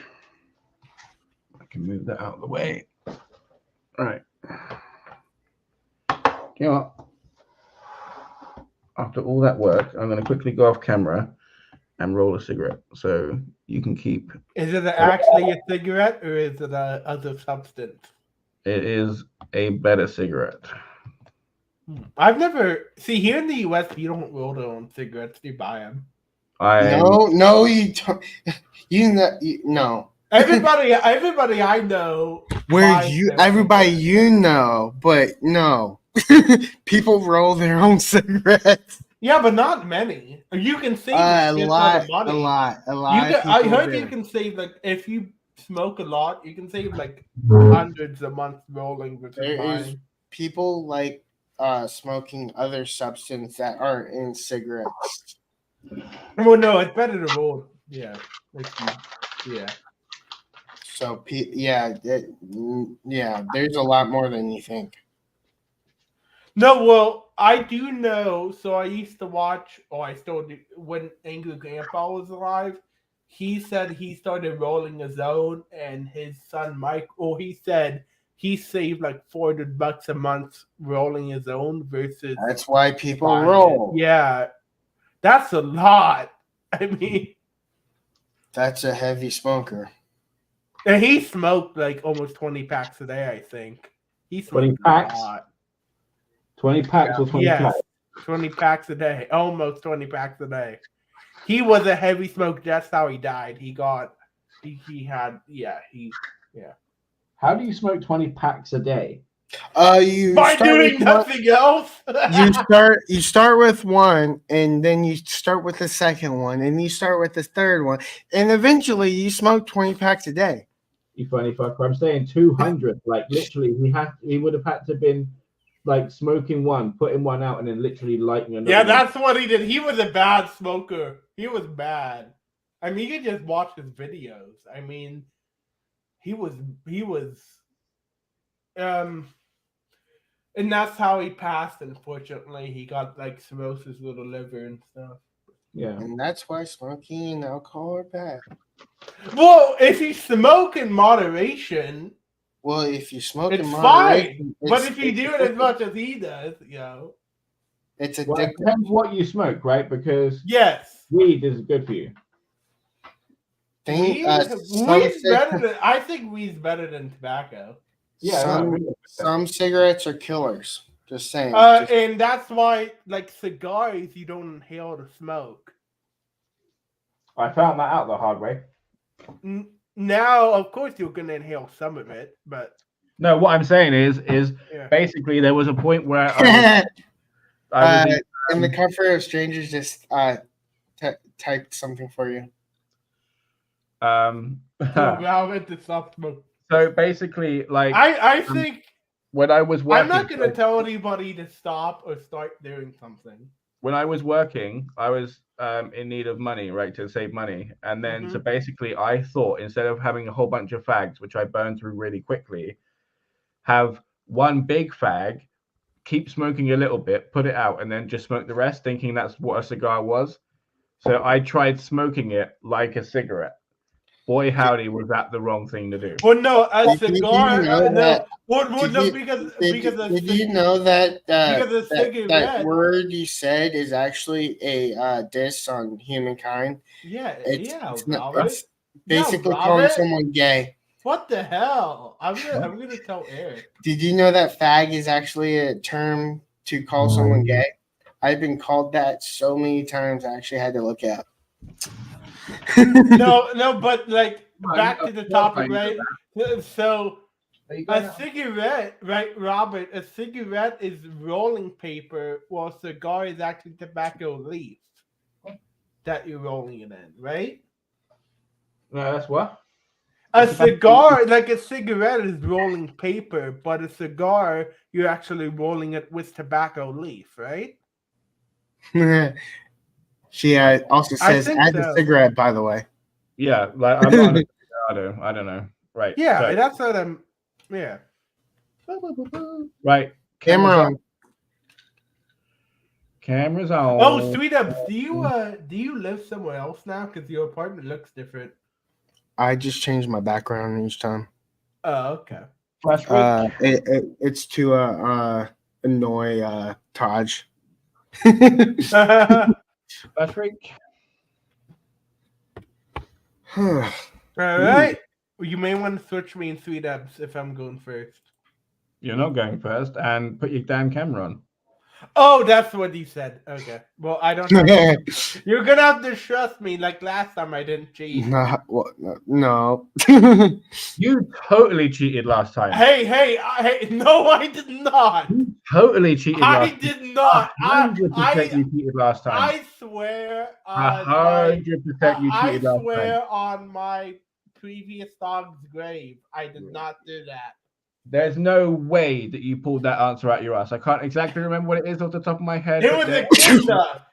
No, Way. I don't, because I watched the episode that day.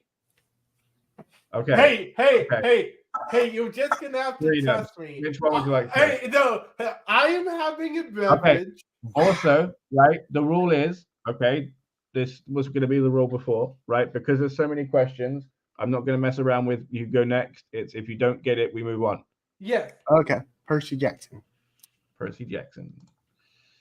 Is this the movie and the TV show? I promise I won't. Okay, good. That. I will also say, warning that the Percy Jackson section, some of these may have come up from the week before.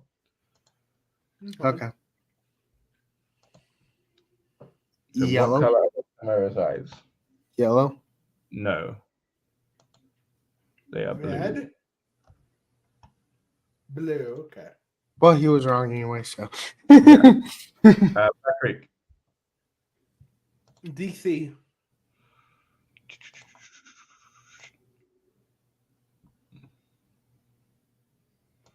Do you mean Justice League, the Crisis movie, or what? The Justice League.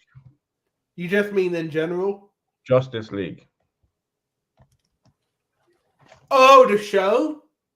Justice League. Yes. That's not a fucking show, is it then? The Justice League, the movie. Okay. The Whedon one. Oh, well, I forgot about that fucking movie. Fuck. Okay, I'm gonna go red. Go with metal boots that are the color red.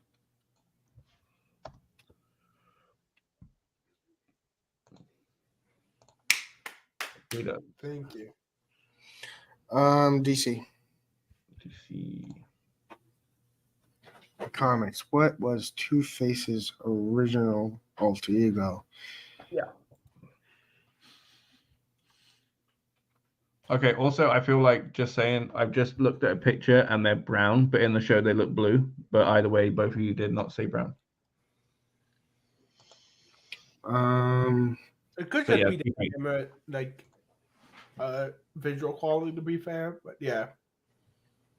Was Two-Face's original alter ego? I don't know. Yeah, I don't read Batman comics, so I wouldn't know either. It is Harvey Kent. So basically, he was called Harvey Kent, but that was too close to Superman's name, so they changed it. Was Kent his original last name? Yeah, and then changed it to Harvey Dent. Oh, okay. That's kind of cool. Okay. Good to know, I guess. Yeah. Flash week. DC. Sorry, I was making sure I put my camera off because I'm sat smoking. DC. I honestly don't think YouTube cares that much. Who directed the old? Fuck. I don't. I used to know this too. All of these answers are off the top of my head. I looked up 3 of them. It was the same with mine. I only looked up like 1 or 2. I'm gonna say. You're fuck off. If you're saying that about the last quiz you wrote, you can suck my penis. No.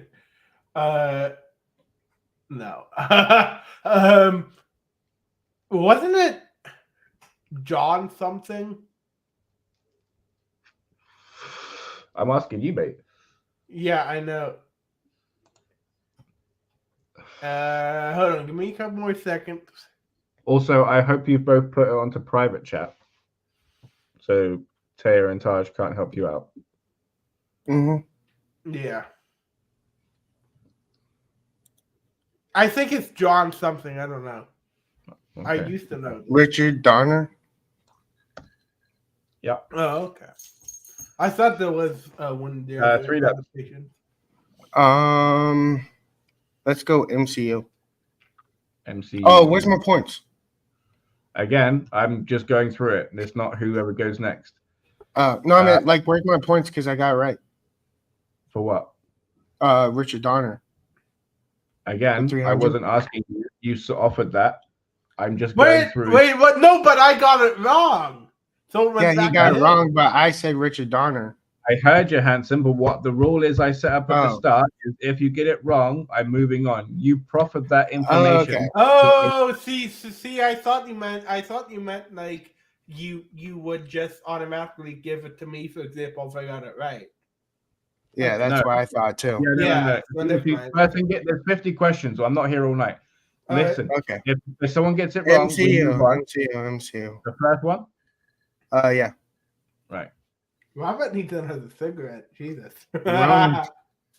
Of course, this is the first one. Don't know. Okay. It is a universal weapon. Well, that was generic. Yeah. Flash. A DC.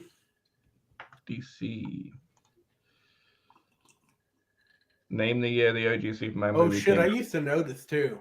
I do already. It was. Will it be the closest gets it or no? No, if you get it wrong, you get it wrong. Okay. Yeah, we'll move on. But I'm still gonna say it. 55. 1978. Yep. What? I thought it was way earlier than that. Wait, was that question supposed to be when it came out in the comics or when? No, it was the first Superman film. Okay. Okay. I see. I thought he meant the comic. 3 dubs. And you were wrong there too. Yeah, I know. A helpful strategic tip is there's 500 points floating over here. DC. If you go for a P on that towel, I'm okay. Good boy. What is Wonder Woman's maiden name? Mother's name, not maiden name. Oh, mother's name. Queen. Oh well, you actually mean her first name. In the Wonder Woman movie, what's her mother's name?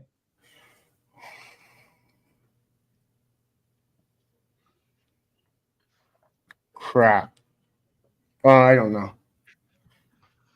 I want to move this thing along. Hippolyta. Did they say that in the Wonder Woman movie? Yes, they did. Oh, okay. Yeah. Of course, yeah. I'll say DC. Huh. Oh my god, I should know this. Oh wow. I'm gonna say Richard. No, not even close. Silas Stone. Silas Stone. He had to be stoned to put parts on his kid. MCU. What is the name of the dogs Thanos used in the dogs? In the Battle of Wakanda. Oh, okay. The people that he used as cannon fodder, like the aliens, what are they called? Henchmen? I don't know. They are called Outriders. Yeah, I wouldn't know that either. I've seen Infinity War since it came out. MCU. It'll be hilarious that he gets a Thor question or Doctor Strange because he hasn't seen them. Yeah. What is the name of the person at the end credits of the first end credits of Doctor Strange 2? I'm glad you don't have to. See, I've seen this movie. Not for the first one. Did you stick around for the end credits? Is a question, or did you leave in a flash? I probably stayed because I stayed for every movies and credits. Okay, so who was there? I don't remember. No, tick tock, tick tock, Pass. tick tock, tick tock. Clear. His wife, his future wife. Yep. And daughter of Dormammu. Yeah. So 3 dubs. You going 400? Percy Jackson. Percy Jackson mixing it up. Which god takes in the unclaimed?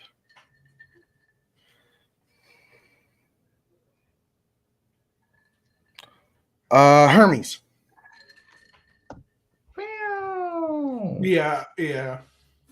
I was literally thinking of the headmaster. By the way, just a quick question. I know you're trying to go fast with this, but this is a quick question. Is that the show that Hermes is like one of the only good gods? No. That might be American gods. I don't know. Okay. Blah blah blah blah. Flash Freak. And now I'm in the lead. Booyah. Flash Freak. When you're ready, son. Oh, it's my turn? Yeah. Percy Jackson.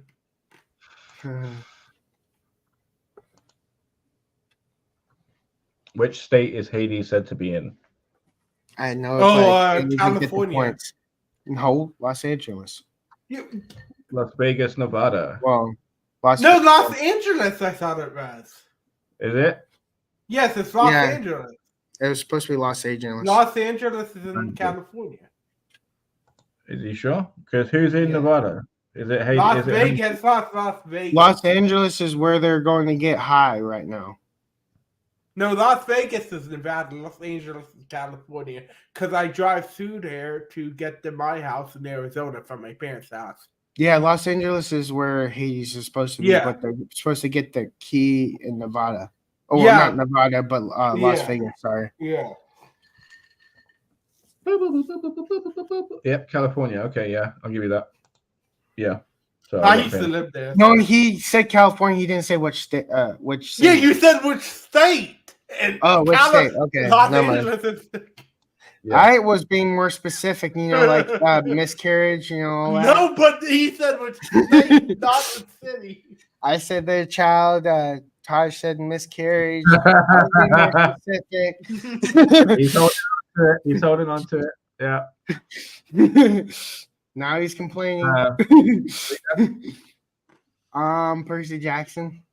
Percy Jackson. What is the name of Percy Jackson's stepfather? I will accept the first name or the full name. Rick?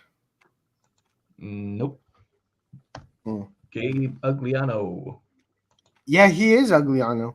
He is ugly. I know. Percy Jackson. An episode we meet that in mythology. In episode 1. Pass. Talia. Well, we didn't meet her. We saw her in the flashback. Dionysus. That's what I was thinking. Yeah, and in the mythology, Chiron is actually his son also. Really? I didn't know that. Yeah. No, because so in high school we have to read the Odyssey. So. Well, I also mispronounced her name. Her actual name is Thalia, but I said Talia because of Hero. Percy Jackson. What is the word using to activate the shoes? Well, shit. No, that's not the word.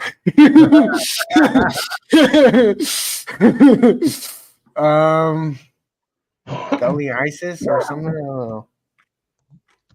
Maya who? Flash rate. Percy. What is the material of Percy's sword? Yeah, what's it made out of?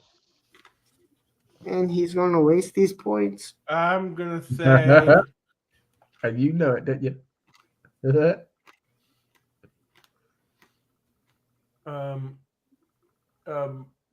Titanium. I don't know. Freedoms, I'll chuck it to you quickly. I won't give you the points, but I'll ask you. Vibranium as well. I was gonna say vibranium. I couldn't. It's think not of it though. No, I know, but I was just gonna say that just because. Hi, Thunderball. Welcome home. It's celestial. Celestial bronze, yes. My turn. Now I'm going with MCU. Let me see you. I Okay, want to get in the lead again. What does Korg's guy say in greeting to Korg? Oh, Korg. Is Korg the muscle guy? Korg is the guy made out of rocks. Okay. Yeah, So- that's what I was thinking. Is he the rock guy? Yeah. So in Thor: Love and Thunder, okay, they visit Omnipotent City.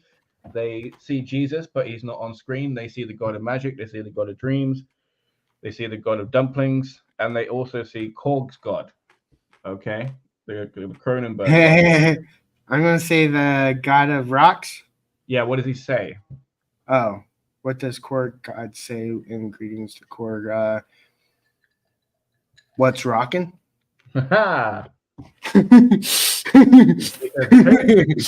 Mine's better. Mine's better. So he sat on a throne with scissors in it, much in the style of Game of Thrones, and he says, "Hey, nonny, nonny," with a big old mustache, and he's great. Flash Freak. MCU.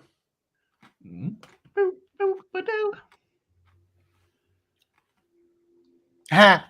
I know it. Clark Kent. The Mandarin.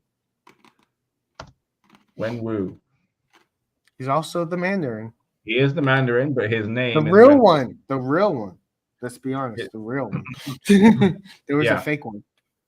Yeah, 3 dubs. You're going. We're just going down the line, yeah. Oh yeah, MCU. Okay. What is the name of Loki's father? Not Odin. Oh wow.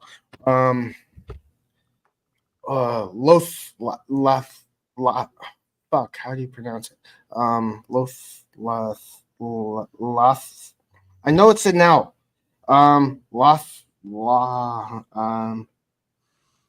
Lothy.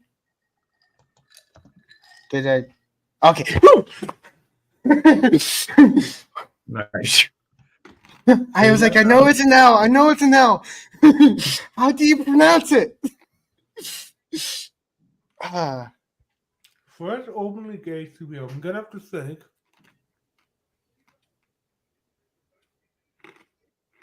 Openly gay. Let's see. Yeah, because the first gay person was the director Joe Russo in the Endgame support group meeting. But who is the first openly gay superhero? I know who it is. I know her superhero name. Shit. I'm thinking it's on the tip of my tongue. Are you able to give a hint? I already gave you a freaking hint. Is it in the first 3 phases? It's in the phase 4. Okay, phase 4 is for a thought. Okay. Did I spoil something? Wait. I think it's phase 3. It's phase 4. She had 2 mothers. No. Yeah, she had 2 mothers. That's not who it is. The 2 mothers were gay. Well, I was gonna guess. Is it the girl? And hang on. Having 2 gay parents doesn't make you gay. Yeah. No, I said the mothers, not her specifically. Yeah, but okay, and they're not superheroes. So who is the first openly gay superhero in the MCU? Oh well, you got me there. And America might be gay, but Yeah, I was gonna guess. That's what I was gonna guess. But she's not the first. So who is the first? And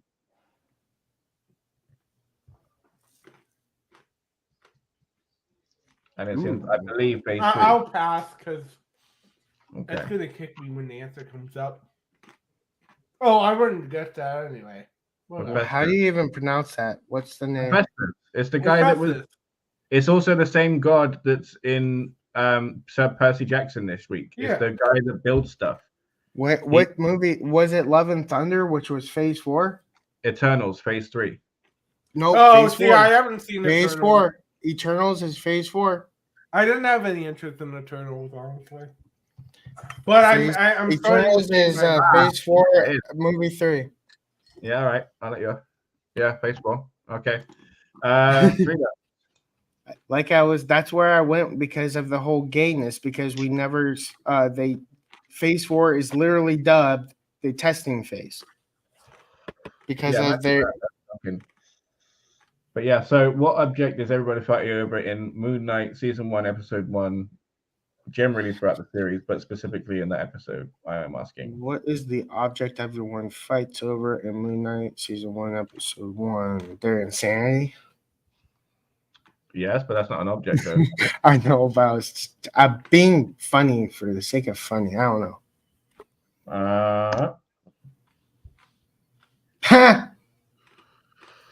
A golden it's not scarab. Blue Beetle, though. Which eventually lead them to Golden Beetle? Ahmet's tomb. I was thinking Golden Beetle. No. So, Flash Freak, what is You didn't get the joke. It just went over your head. It did. I'm sorry. Flash Freak, what is the surprising first or middle name, like depending on how you say it, of Mordo? I don't even know who that is, so I'm gonna say Jesus Jimmy. Christ. Fucking hell. It's Baron Carl Mordo. How do you not know who Mordo is, dude? Jesus Christ. He hasn't seen the movie. Shocking. Yeah, but even if you haven't seen the movie, he is like a staple character of Doctor Strange. He hasn't seen Doctor Strange. No, but like even if you haven't seen the movie, like he is a staple of that character. Do you know what I mean? Well, so, if you know anything about Doctor Strange, you know about Wong, the Ancient One, and Mordo and Dormammu. Yes, I get that. But have you met Flash Freak before? All right. He doesn't pay attention to comics. Yeah. Flash Freak. Is it Flash Freak's go? No, it's my turn. What is the destination of the universe where we meet the Illuminati? Oh, fucking hell. 816. So close. Am I close? Can I get the points? Can I get half? I was close. I'll give you half. Thank you. There was a whole series of numbers and or letters that you could have pulled out your ass, and you got real close, so you get half. I knew it was an 8. Okay, so Flash Freak, name Wong's new BFF from She-Hulk. Double the points if you spell it like she does.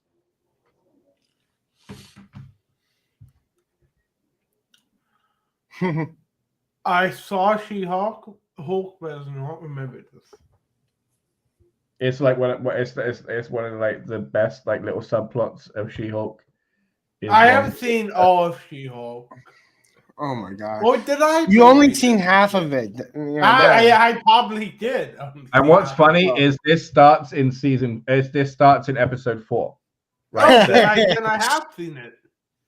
No, you haven't. If you don't know it, I'm gonna say Carl. I'm gonna say Abomination. It's Madison King, and she spells Madison is with 2 N's and 1 Y, but it's not where you think. She's great, and she's Wong's new BFF. And Steven better watch out. Is all I'm saying. He's also friends with Abomination. They have a fighting match. And stuff. Yeah. Like, and that's like they're in like a gray area because like he knows that Abomination is literally just going to keep being a criminal. So, but they're still buds. It's weird. So 3 dubs. What is the name of Natasha's family members?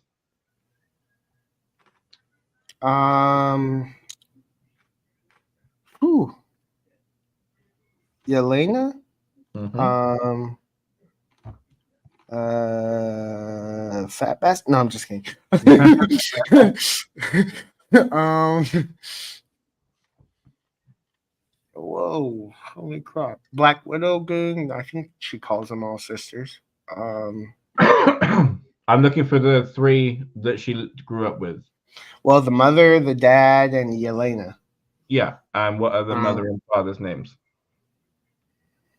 Red Riot something and Red Guardian. What's his name?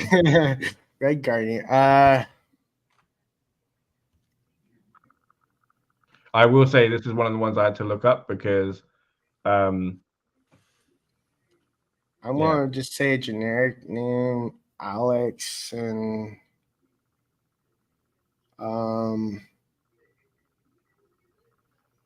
a Russian mother name. Go on, shot in the dark, dude. Honestly, right?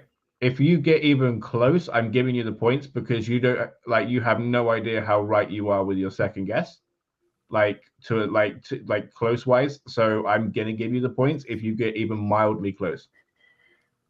Like the second guess was Alex. Yeah, and that was super close to being right. So if you get the mother, that's what I'm saying. That was super close to one of them. So if you get the mother's name, right? If you get close to the mother's name, I'll give you the points.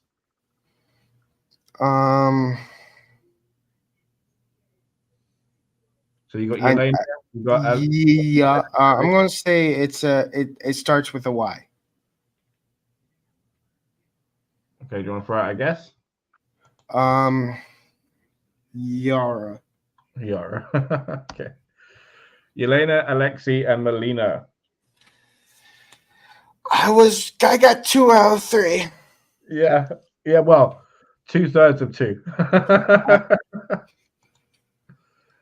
Flash Freak. See, I thought you meant what's the group name of the family? Like you nicknamed it. They didn't nickname their group. What is the name of Jude Law's character in Captain Marvel? Tajiax. Yon-Rogg. 3 dubs. What is the name of the village? The Marvels. Ooh, the Marvels. Loki's wife. Yeah, what's that character? What's her name? Something generic. Let me think for a second. It's a Cree name, I'll tell you that. If that helps you. No, it's English because you can say it. I'm just saying how Yon-Rogg was spelled. That's how her name is spelled. Dinjarin? Dinjarin. No, that I fucking Mandalorian. What the hell? Darben. Yeah. I was in Dinjarin because of the I knew it was a D. This is Flash Freak. Yeah. Which boroughs are Steve and Peter from? Which Steve and which Peter? What is a borough? Oh, I know. What's a borough? It's a section of New York City. Oh, Queens. And?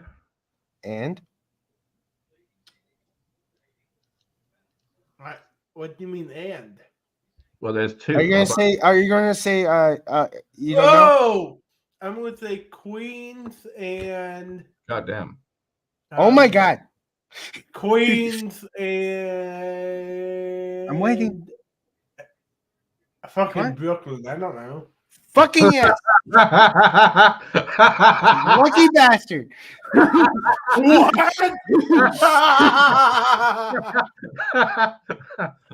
Those are the only 2 parts of New York I know. Then why didn't you say it?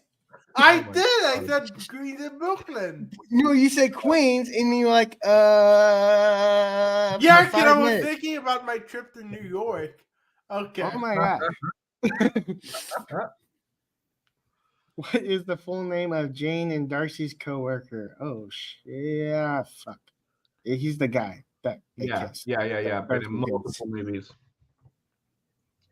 Thor 1, Avengers. I think Thor 2. Oh, I don't know his full name, but I can. I'm gonna say Rob is his first name. Dr. Eric Selvig. Oh my God. Oh, I thought you meant like Darcy had a coworker that was telling him. Oh, the assistant. No. He wasn't in Thor 1. He was the I coworker. said the guy is in multiple things. Oh, okay, yeah. No. I by the way, I know this. I just didn't. I thought the question wrong. Yeah. Flash Freak. Where does Tony drive his F1 car? Ooh, I know this one.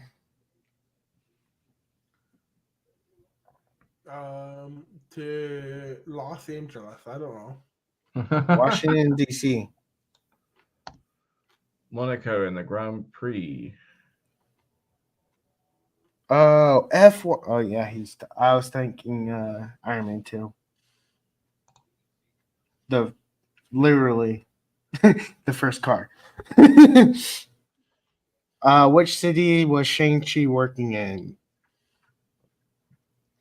New York. Oh, San Francisco. Yeah. Yeah, because he fights on the tram, doesn't he? Mm-hmm. Flash Freak. What mark is the suit in Infinity War?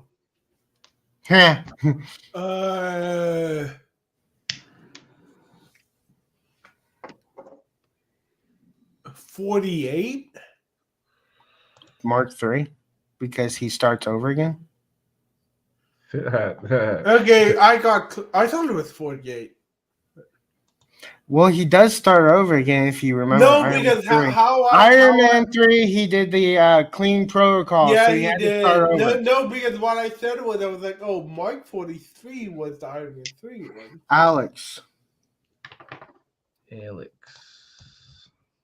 Harley Quinn. Okay. I thought it was Alex too, to be honest. Flash Freak.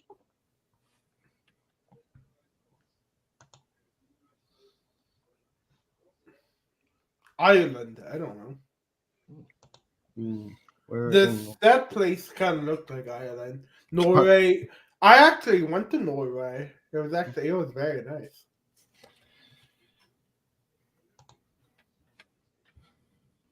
What is the name of the city the power broker runs? Yeah. Can you name the movie? It's a show. It's Falcon and the Winter Soldier. I will be right back. Oh, crap and. I'll just give you a whole bunch of time. Oh, power broker makes me want to think of the guy with the hand, and I don't think that's it. Did you watch Falcon? Yeah, I did, but like when it came out, and haven't gone back to it. So you can't remember the reveal of who the power broker was? Sharon Carter. Mm-hmm. Okay, what city was the? I'm gonna say New York City.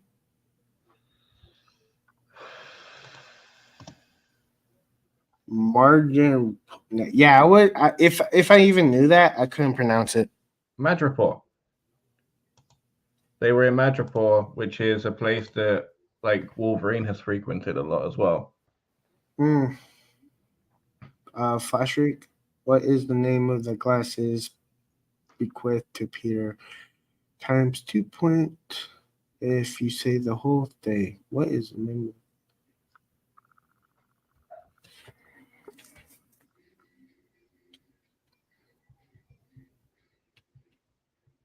Do you know it?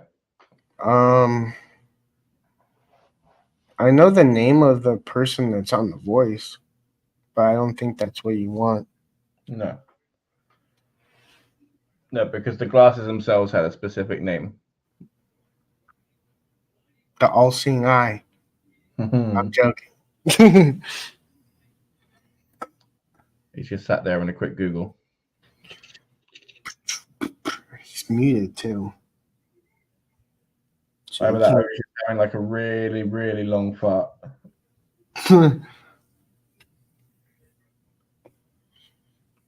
When he does go, don't like bring up the question until he gets back. Yeah, if if he just straight comes in with the answer, then I'm like, oh yeah, he just took a second to Google it for us before he put. Yep.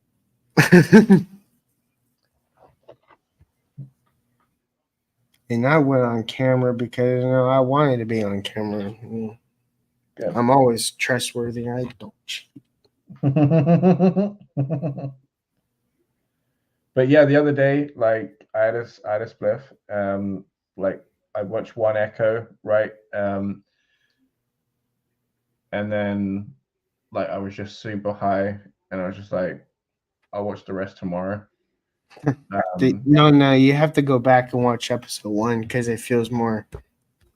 You get more of a storytelling when you all watch it at once. Yeah, it's what I do when I'm back.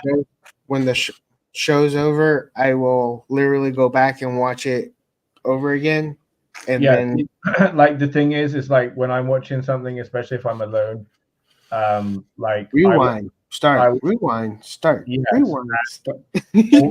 Come out of the episode I'm watching, go back 2-3 episodes, and then like watch something again just for like double meaning and context or like stuff I missed and shit. And the comfort of strangers, something to look forward to when you're watching a show. Don't let him control it. Yeah. No controlling the remote. You'll regret it. Yeah. Keep me away from it for sure. Liam's really generous with it, but there's sometimes he's like, goddamn. Like, I'm taking control over the remote. Thank you for your cooperation. So whose question is this? Yours. Edith. See? He came back with the question. He looked up. Do you get double the points? No, I would not know the whole thing. Okay. So it's even dead, I'm the hero. Oh shit! I could have guessed that if I thought more about it, probably. But yeah. So I will. No, because I'm a huge Spider-Man fan. So no, you're not. You're yeah, I am. No, I don't know. I don't know comics. I'm just. You're a huge Flash fan, as you so claim. No, I am a huge Flash fan. Yeah. A lot. Oh well, fuck. But I'm not looking at the question. I'm going to look at the comment real quick. He rewinds. Yep. Okay. That's what I thought. What is the name? The two love triangles in the Eternals. What is the name? What is the name? The two love triangles. Yeah. So like the people in it. What are the two love triangles? Oh. Like the guy with the lasers. Angelina Jolie's character. Again, I haven't seen this. I only watched it once. So, there's also the Speedy Gonzalez. Speedy character, the Flash thing. That's Makari. Huh? Makari. Yeah, and I think that's the one love triangle. But I'm trying to figure out the. I'm just gonna put you out your misery here. Not even Thank close. you. That's wow. So Cersei, it was Gemma Chan's character, right? No, just name the powers. So the magic user and the ID guy. Oh, by the way, I'm just gonna say. Well, that was an interruption. I'm just gonna say. No, I'm just gonna say. You'll hear me using my keyboard right now. That's because I'm responding to someone on Twitter who's an idiot. Right. I'll stop right before you get to my question. Right. So it was the magic user, the I-beam guy, and the human, and then the one that the kid that gets knocked out really fast. Yeah. The guy from Game of Thrones, and then the magic user, the I-beam guy, and then the little person with ginger hair that was that changed how she looked. Her name was Sprite. Is Icarus the Angelina Jolie's character? No, it's the I-beam guy. The one with the laser eyes. Yeah. So basically, Angelina Jolie's character, she liked Gilgamesh, right? But there was no third party there. And then Makari liked what's his name? The guy in the forest. And they're all robots, so how can they actually love one another? Right, but she actually liked Druig, I think his name is, right? So then there was no third party there. So there were people that liked other people, but these were the two love triangles. Right, Flashwick, are you ready for your question? Give me 1 second. Okay, there we go. I'm ready. So what is the name of the quote-unquote birthplace of Captain America, and also the place where Tony Stark sees his dad again in Endgame? Like the city, can I say? Or No, I'm looking for where it is. On the military base where... Yeah, what's it called? Oh, shit. I won't know what it's called. It is said a good few times, but it's called Camp Lehigh. Okay. Yeah, I would guess that. When I thought when the question said birthplace, I literally thought you meant like his birth. No. See, that's why I put quotation marks, because when Tony and Steve go back in Endgame, the plaque on the front says the birthplace of Captain America, because that's where he gets juiced up and made into Captain America. But obviously he was born elsewhere. But like that is where it is Born in Brooklyn. Yeah. So 3 Dubs. Which Green Lantern Marvel counterpart, right? So if you think of Green Lantern, and then you think who is Green Lantern in Marvel, right? Which hero of that are we yet to meet? I'm thinking people who have rings. Well, there's Shang-Chi. I don't think that's one of them. No. Like I would say you're thinking in the wrong direction with the ring.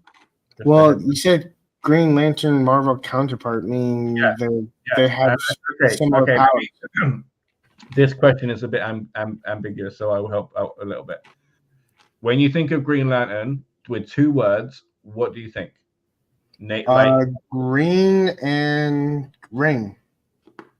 Okay, or if you were thinking 2 words that would actually make sense, that would like they do make sense. What I'm saying is like would make sense as like a 2-sentence word, right?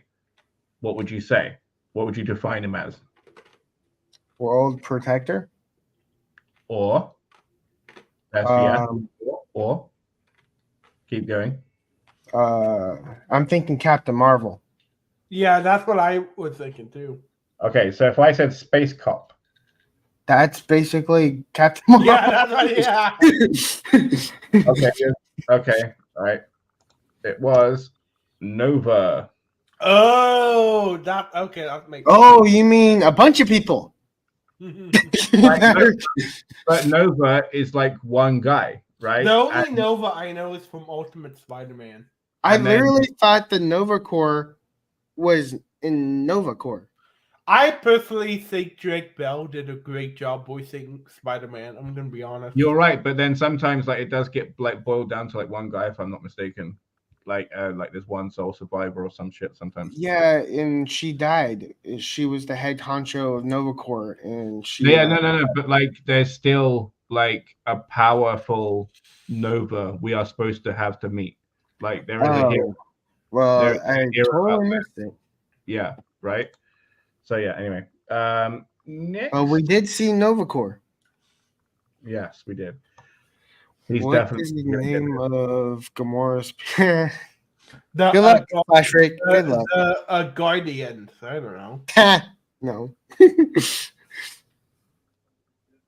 I knew it. No, I didn't know it. I just knew he would not get it. Wow. What is the name of the 2 Shakespeare's plays Loki referenced in What If? Pass. I'm gonna say I'm gonna just name random 2 Shakespeare, but Romeo and Juliet and A Midnight Summer's Dream. Hamlet and Othello. We actually read Hamlet Senior Year. Do you know why I said pass?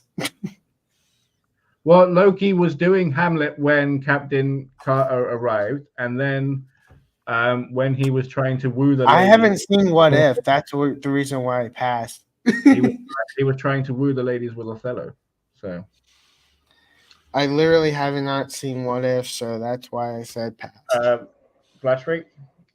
What is the name of the comic book hero? What is the name of the comic book heroes whose mom is kidnapped by Ultron to make his / Vision's body? I'll be shocked if he got this one. Yeah. I'm gonna say Sarah Lance. Amadeus Cho, a Hulk who without rage issues as he uses a bracelet. If I would have gotten it, you would have accused me of cheating. So. Mm-hmm. That's the reason. Oh, you said this earlier too. What is the name of Korra's tribe? People. Is this Miss Marvel? No. Okay, then you need to what movie? What if? It's on What If. Her origin story is in What If. Oh, then pass because I haven't seen What If. I did say it earlier. Isn't it like? Yeah, I know. Isn't it like Torah or something? The Mohawk. I will just say that if it's a What If question, I'll pass because I don't see. I didn't watch it. I haven't seen all of it either. Yeah. No, I haven't seen a single episode. I'm not half-assing it. If I watch it, I'm watching it full. Flash Freak. What area did Kingpin and Daredevil fight over? Ooh, Brooklyn. Hell's Kitchen. Yarp. Hell's Kitchen. Too bad I can't get the points, but I'm ahead, so who cares? Pre-dubs. What is the name of the golden people made by the High Evolutionary? Guardians 2 and 3. I know. Sentinels? No. Sentinels? No. Celestial? They are people do begin with an S. I'm trying to like play the movie in my head. Oh wow. My eye is just super half closed because I've just had a smoke.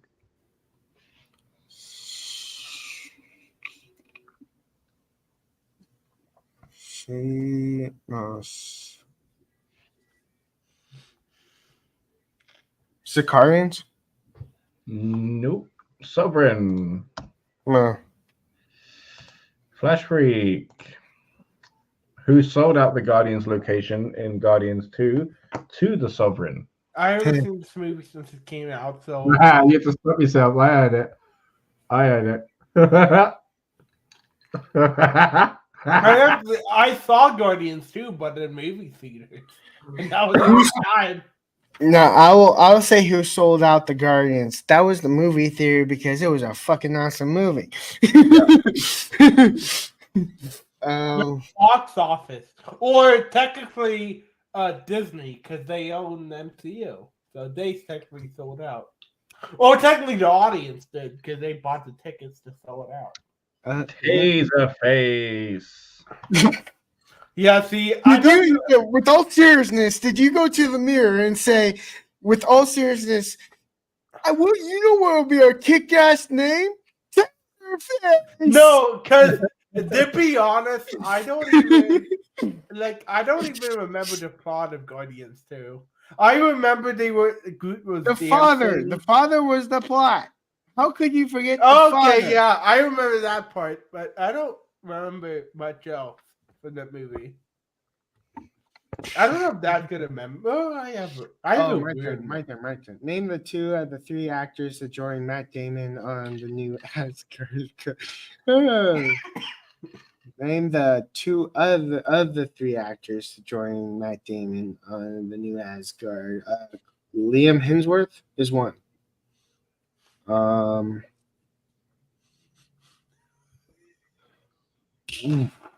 The guy that Ben Kingsley's character is what I'm gonna say. I don't know. The actor that was playing the Mandarin.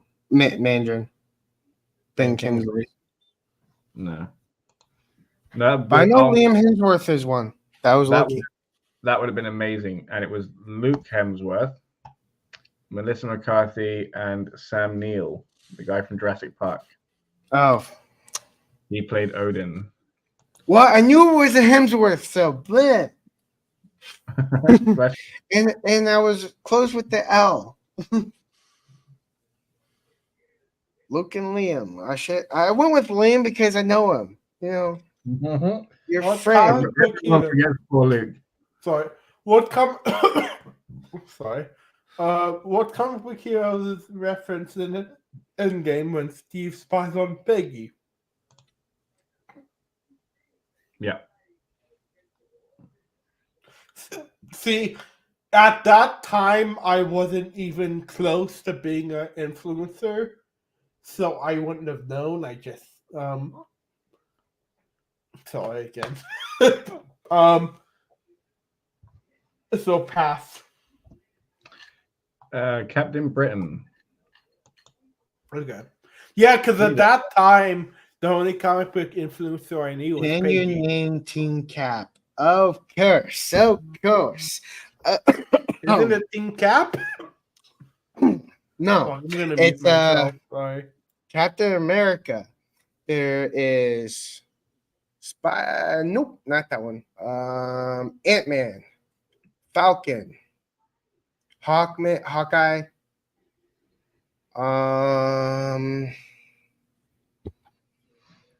Not Rhodey. Not Vision.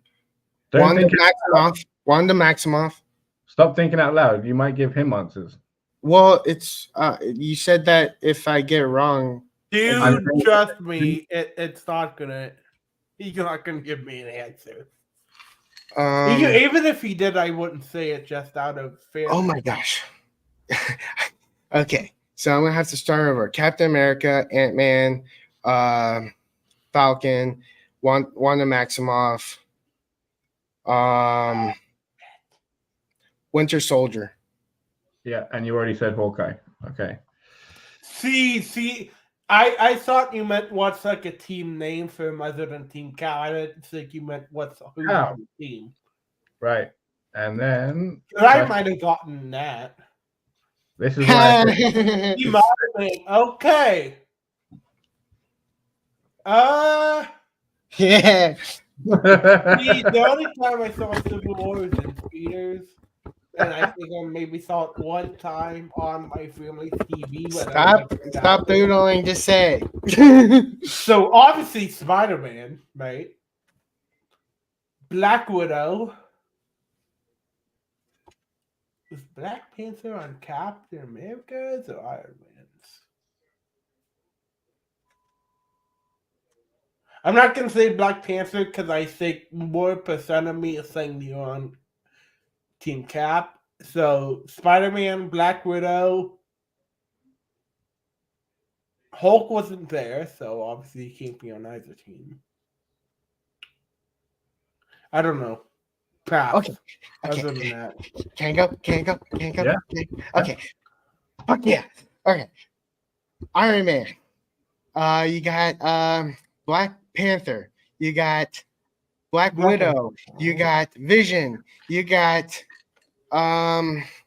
Spider-Man. You got let's see. One left. Huh? One left. One left. Oh, come on. I know it. Come on. You said it earlier as well. Rhodey. There you go. No, I should have said Rhodey. I believe. Yeah. Okay. I won, Taj. I won. So I have a question. Morally, what team were you guys on? Captain America. Yeah, me too. I get what Iron Man's thinking, but also I'm not going to sit by and watch someone get murdered and I have to go through the heights of government. So dude, look, I'm with you. I understand what Iron Man was saying when he prove this side, but I overly set aside. But morally, I agree with Captain America. They shouldn't be. It's kind of like when people were arguing when they changed Superman's slogan from the American thing, from when they said choose justice in the American way. What I said is Superman isn't just for America; he's for the whole, world. That's the kind of same as Civil War, right? Well, the thing is like, yes, like Captain America was right, but there's like Iron Man was right in that there needs to be some accountability, right? Yeah. Yes, I'll agree with you there. Yes, there should be some accountability, but also logic, sense of human rights. Like you're not going to stand by and watch something get murdered. No, but there is like a thing called like of excessive force. Do you know what I mean? Yes, you're a vigilante, but you don't need like the boys level violence. Yeah. I will also say Daredevil would fall under Captain America, and he would pretty much kick everyone's ass. He goes, I don't know you. I don't trust you. Bye. Okay, well, we've had an absolute marathon time. 4 hours. We made the Snyder cut. Yeah. Congratulations, people. Well, thank you everyone for joining. No, it's not your stream. It's Darth's stream. Thank you everyone for coming along. Thank you, In the Comfort of Strangers, my one and only, for stopping by, my baby. Your better half. For sure, in every goddamn way. Your better half across the ocean. Yeah. Thank you for Taj. Thank you, Liam. Thank you, 3Dubs. Thank you, Flash Freak. I hope everyone stops by next week and we can have a lot more fun, and I'll have another quiz and hopefully try not to repeat any questions. So, okay. See you all later. I got my win back. I got my win back. Hey,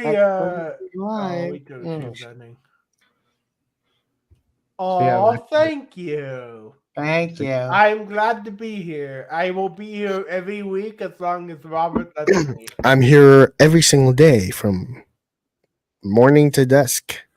Yeah. See, Flash Freak's like, I'll be here until he have me back, which is never. He's never coming back. He's never coming back. Hey.